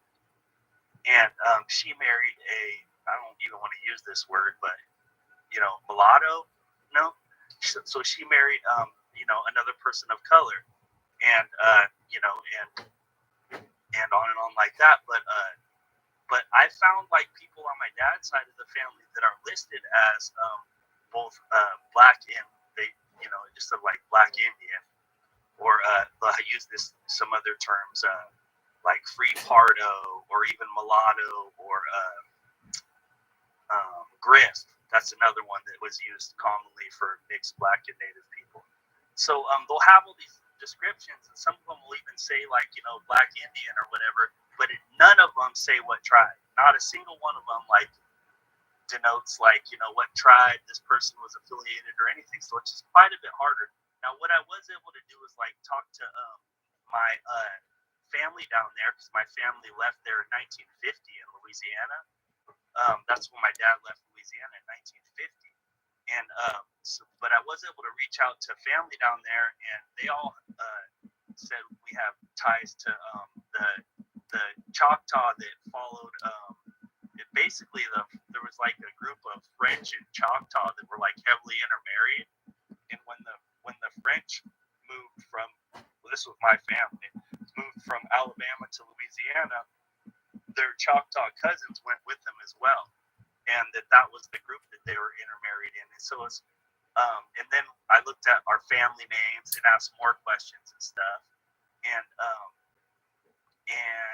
you know, one of my cousins that he actually was like a tour guide in New Orleans, and just like a really great person to go to as far as anything Creole goes, like. Because he knows the area, knows all the families and stuff. And he basically just said that, you know, this particular family, I just told him the last name. I'm not going to say it here, but it was like, that's like a well-known family in this area. And, you know, you have ties to the Creek and the Choctaw. And this is how it happened in Alabama. And they came to Louisiana and blah, blah, blah, blah. So I was able to get some information. But as far as like proving anything, like, you know, and having like something on paper saying, yeah, you are this or yeah, you are that, it's next to freaking impossible, you know. But I mean, you know, I know there's, you know, some indigenous ancestry there, and those people are really, really diverse. I will say that. But yeah, that's all I was going to share as far as my story goes. But I actually had a question for you guys along a totally different line. So. I'm wondering, like, how do we, because for me, the things don't really, like, I believe both things can be true, or like, they don't really conflict for me, but the idea of, you know, like the out of Africa theory, or like the, people always bring up like the land bridge theory, and how like, you know, they'll say, oh, it's proven that people came from Asia to America at some point or whatever. That happened after we were already populated. And the out of Africa theory, right. I mean, yeah, the first hominins came from Africa, but there were already people here when the land bridge happened, and there wasn't really much coming in. There was some going out, not a whole lot coming in. And the Americas had already, or what is now known as the Americas, had already been populated for quite some time. many years, tens of thousands of years, in fact, at the bare minimum. This is just where we're at now. So, I mean, look into like the kelp highway theory, the island hopping theory, and there's more. There's also the fact that we have a ghost species of hominid within our DNA. So technically speaking, I mean, and then also the sheer fact is that argument is rooted in who were the original human beings. Listen, let me tell you something. Nobody here on the face of this planet resembles the first hominins. Nobody. That we've all changed, even those in Africa. And you know, as far as like it also leads to the whole evolution. Oh, so lighter skin is more evil. No, it's not, because you can evolve to have darker skin as well. You can have lighter skin or darker skin depending on where your people are positioned, where the equator is in the diet and all that. So right. So yeah. Here's my question though. Is like I agree with all of that. Like I really think I came along the same lines as both of you guys, because I've listened to a lot of you guys already before.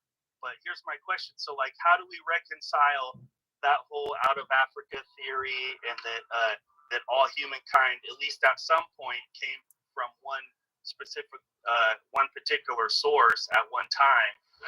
Textbook studies. Here's the question: how do we reconcile that with not offending? You know, because all the different tribes here have different beliefs, and say they come from, you know, some people will say we've always been here, or we come from this particular river or this particular mountain or whatever. So how do we reconcile the two without like being offensive? Like, how do you talk about the science of it in a good way without being offensive, but like also give, you know, Native people credit for basically being here forever? Like, how do you do that? So I'm gonna address this one. The way that I try to explain it to people, and the way that I try to get people to understand, we're all Homo sapiens. We just have a little bit of admixture. We all have a little bit of admixture from somebody else. Nobody's pure Homo sapien. We like to fuck things when we see something new, right? Anything that we see that's new, we're like, oh, hey, baby, come home with me tonight. The people who are in Africa today, on the continent of Africa, are not the ancestors of the people who left Africa 50,000 years ago, right? So the Homo sapien nations that are still within Africa are Homo sapien nations that stayed in Africa. The Homo sapien nations that left Africa aren't their descendants. They're their cousins, but they're not their descendants, right? So we know that people have been in Turtle Island as Homo sapiens for 50,000 years. They made it here along a southern boat route. They have been out of Africa and had created their own genetic lineages for roughly 10,000 years before they get here, mostly in the islands of the South Pacific, it seems like, because of where the Denisovan DNA that they have comes from. And so we're not talking about even leaving ancestors behind in Asia. We're not leaving our ancestors behind anywhere, because our ancestors are the people that are moving across. So we have multi-regional speciation. You'll hear about this one a lot from a lot of different people. Multi-regional speciation and Homo sapiens speciating in Africa don't conflict. Homo sapiens speciates in Africa at the same time we see Neanderthal speciating, multi-regional speciation. Denisovan speciating in Asia, multi-regional speciation. The ghost species in Turtle Island indigenous or Australian indigenous people, multi-regional speciation. Homo florensis, multi-regional speciation. The ghost species in Turtle Island indigenous people and Aboriginal indigenous people, multi-species multi-regional speciation. And it is the coming together of more than one species that is so powerful about us. That's how we started, and that's how we get the genetics that we have. So we know that Homo erectus species. Genetic drift too. Genetic drift too. Absolutely. That's crazy.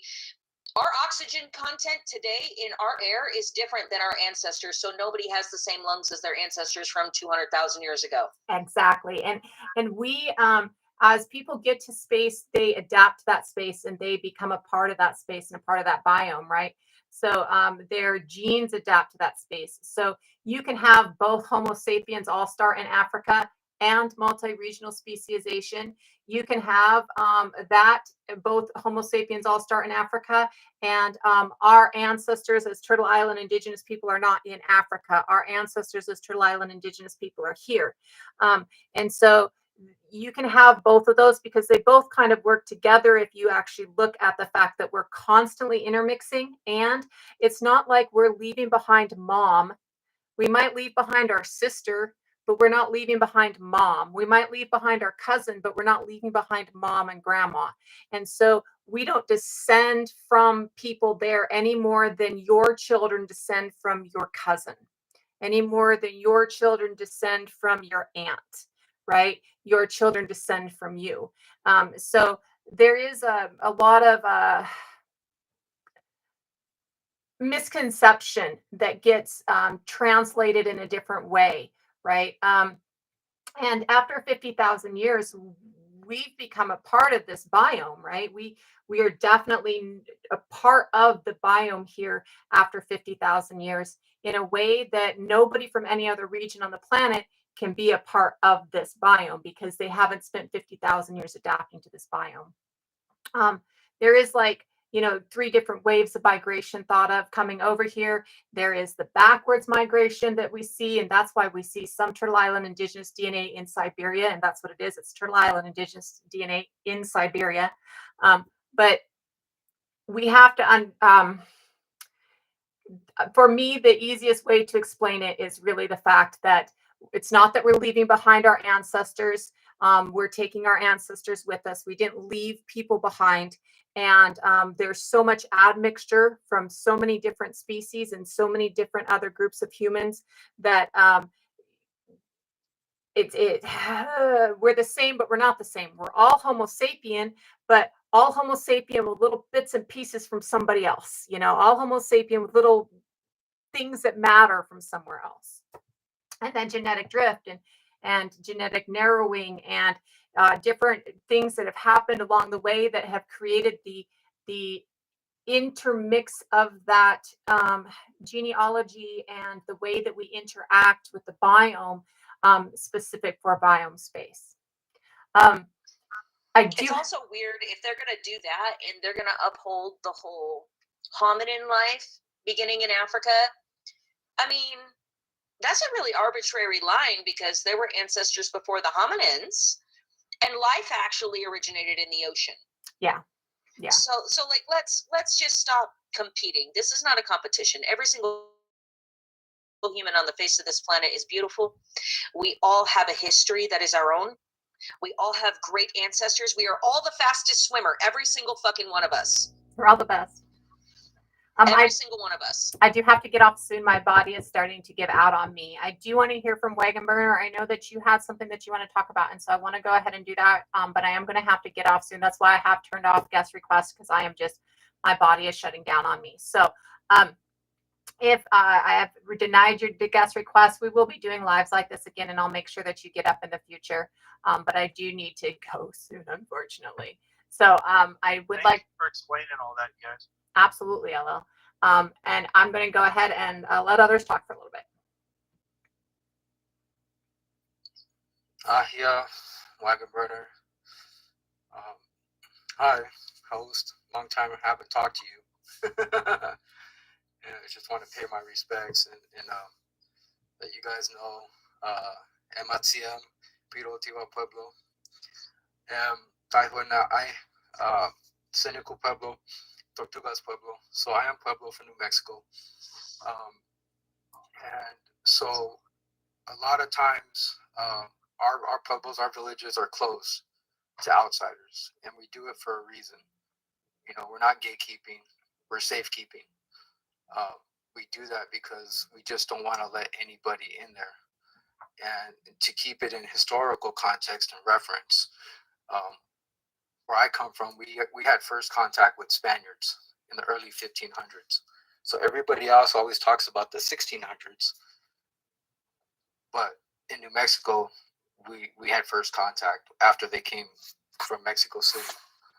And but yeah, we still have our culture, we still have our ways, and we still have our customs that we protect. And so it's, for those who are trying to connect, who may not know where you're coming from or who you belong to or what, just get into a native circle in general with our people in general and learn our general cultural norms, our ways of living and stuff like that. The basics, right? And then once you find your way, find where your heart leads you to, whatnot, do your research, then you get into the specifics of that culture of where you think you belong with, right? Just the basics, you know, and we're not trying to push people away. We're not trying to like discourage anybody. We want to welcome everybody home, but there's a way to do it.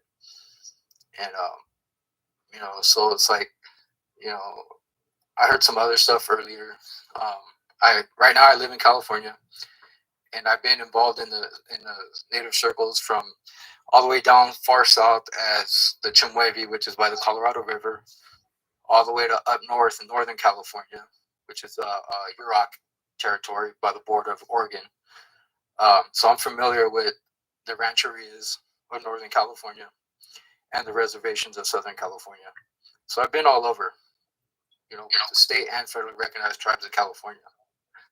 And I'm fortunate to have, you know, I know a lot of their ceremonial songs up and down the state of California, which it is not my place to share with anybody unless I get permission from those elders to share with people who may want to reconnect with those songs, as well as my own songs. So, you know, just don't be discouraged, don't give up. There's always formality to everything, and just come in a respectful way. And that's all I can suggest. So that's all I got. Thank you. I appreciate that. I think that's actually really important. One of the things that we kind of all wanted to touch on today, and I think it has been slightly touched on many different times, but not as fully as Wagon Burner just touched on it, is when you're trying to reconnect with an existing group, an existing nation, it's important that you do it in a good way, right? It's important that you don't go to it. You go there to learn. You don't go there to take. You go there to give, and you go there to learn. You go there with your mouth closed and your ears open. You go there to sit at the feet of your elders. You go there to understand. You don't go there to give your experience to everybody, but you go there to receive understanding and experience, right? I know that for many, it is extremely scary to try and reconnect. And for many, we are told that we are not good enough because we don't look the part, or we're told that we don't have the connection that certain people want you to have. Or maybe we don't even know exactly what our connections are. We just know that they're there. We've been told that they're there and we can't find them, or we found them, but we don't know if that's exactly it.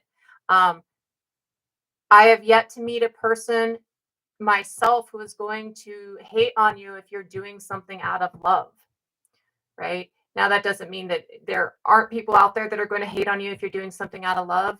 But for the most part, most communities, most people are going to look at somebody coming at it with love, and they're going to return that love.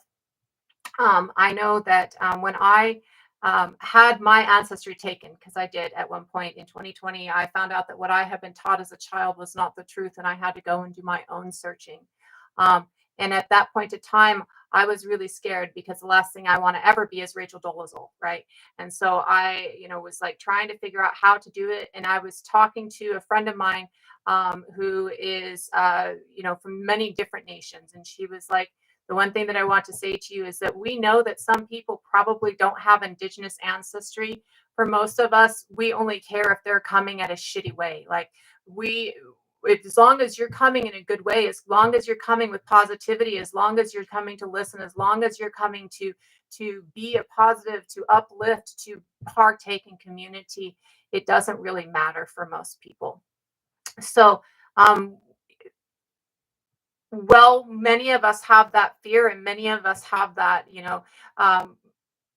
respect, even in some cases. I don't want to be a shitty human being, right? For most people that I know of, as long as you're coming in a positive manner, hey, this is what I do know, and I'm trying to figure it out, and I want to hear, and I want to listen, and I want to know, and I want to understand, because I know that this isn't right, and I need this to be okay.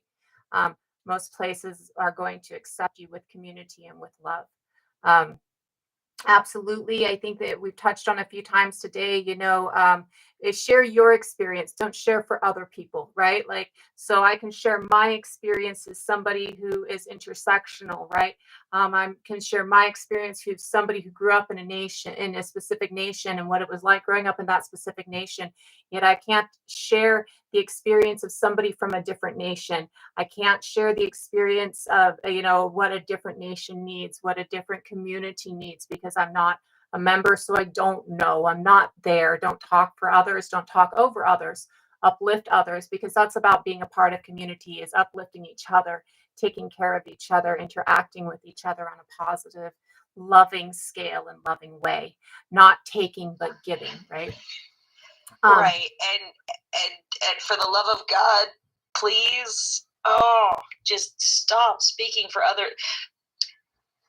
I'm Pawnee. I'm not going to sit here and speak for another nation. When I reconnect people, I send them to their people. I try to get them a buddy from their nation if I can. But to sit there and say, oh, well, I'm speaking from my perspective, and my perspective is that this other Indigenous person is not valid.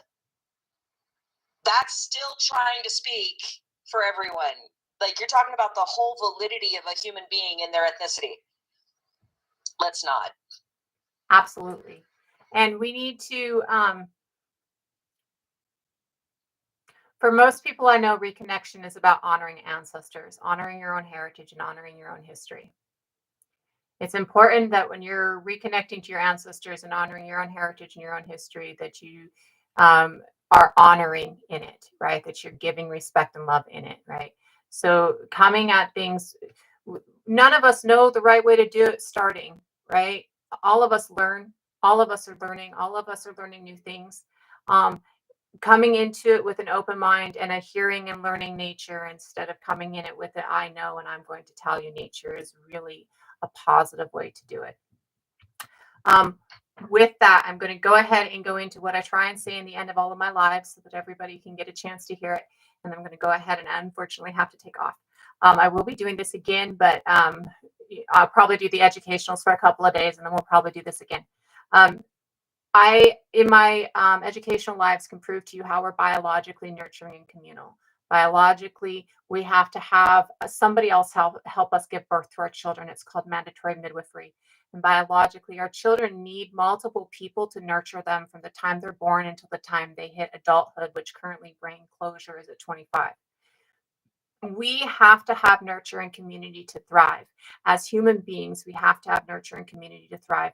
And we are currently living in a society that tells us that nurture and community is wrong. Only certain people are supposed to nurture, and nobody needs community. Lock yourself inside.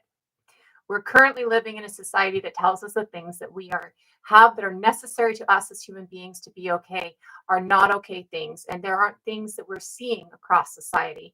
The healthy response to an unhealthy society is to not to feel like you can fit, because nobody fits into unhealth, is to feel depressed and to feel anxious.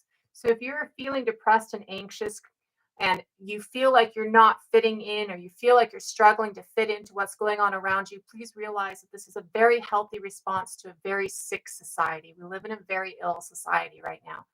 And it is only by being aware of the problems that are happening that anybody can make effort to fix the problems that are happening. So by being aware of the problems, by seeing what is going on around you, you are actually part of the solution and not part of the problem. I ask that people give themselves love and grace. We are all worthy of love and grace. We are all worthy of compassion just by breathing. We don't have to be exploitable by somebody else. We don't have to be somebody who is taken advantage of by a corporation or a government to have worth. Our worth is not about a dollar that we provide for somebody else. Our worth is in the fact that we're breathing parts of community, that we are our energy, our part of community interacts with the rest of the biome's part of community. That worth applies to every single person who is alive. We all have worth and we all have value. Most of us give love and compassion and understanding and grace to everybody else, but don't give that to ourselves. And so I would ask you today to please give yourself love and compassion and understanding and grace, because you are worthy of it just by breathing. You don't have to do anything to be worthy of love. You don't have to do anything to be worthy of grace. You don't have to do anything to be worthy. You are worthy just by being alive. So please give yourself love and understanding and grace. You are loved because you are a part of our community. I think you did. I think that you added the wrong person. You are part of our community. I don't think they meant you. I think she was adding somebody else. Who muted? Who muted? Someone said something about muted for the rest of the live. I haven't muted anybody. No. I think she added you when she meant to add somebody else. Yeah, that's what I thought it was. I thought it paused me too. I paused too. I was like, wait, you muted a Tira? What? Damn, I know I said some shit that ruffled some feathers. But I said them with love. Okay, I said what I said, and I stand by what I said. But I said it with love. She added you a mistake. I was like, it took me a second though. She didn't mute you. But you're worthy of love and you're worthy of grace just by existing. Please take care of yourself. Please give yourself love and grace because you are worthy of it and you deserve it. Please thank all of my panel here. They're an amazing group of people. The people who have been up today are some of the best people I know on TikTok, I have to say. And I really appreciate your guys' time and energy and the labor that you have given today. It's very appreciated by me. And to bring this information in because issues like this should not be my bell. Like, you know, I mean, I have opinion and I have the right to that, but I want other opinions too, right? So I really appreciate people coming in and taking this time. Thank you guys all so much for this, and I will probably be back over the next couple of days. I do unfortunately have to hop down because my brain is not working very well. Take care, everybody. Thank you. Give yourself Thank you love. so much for having me up. Thank you, Atira. Thank you, Egenberger. Thank you, LL. Have a great day, everybody. Much love to everybody.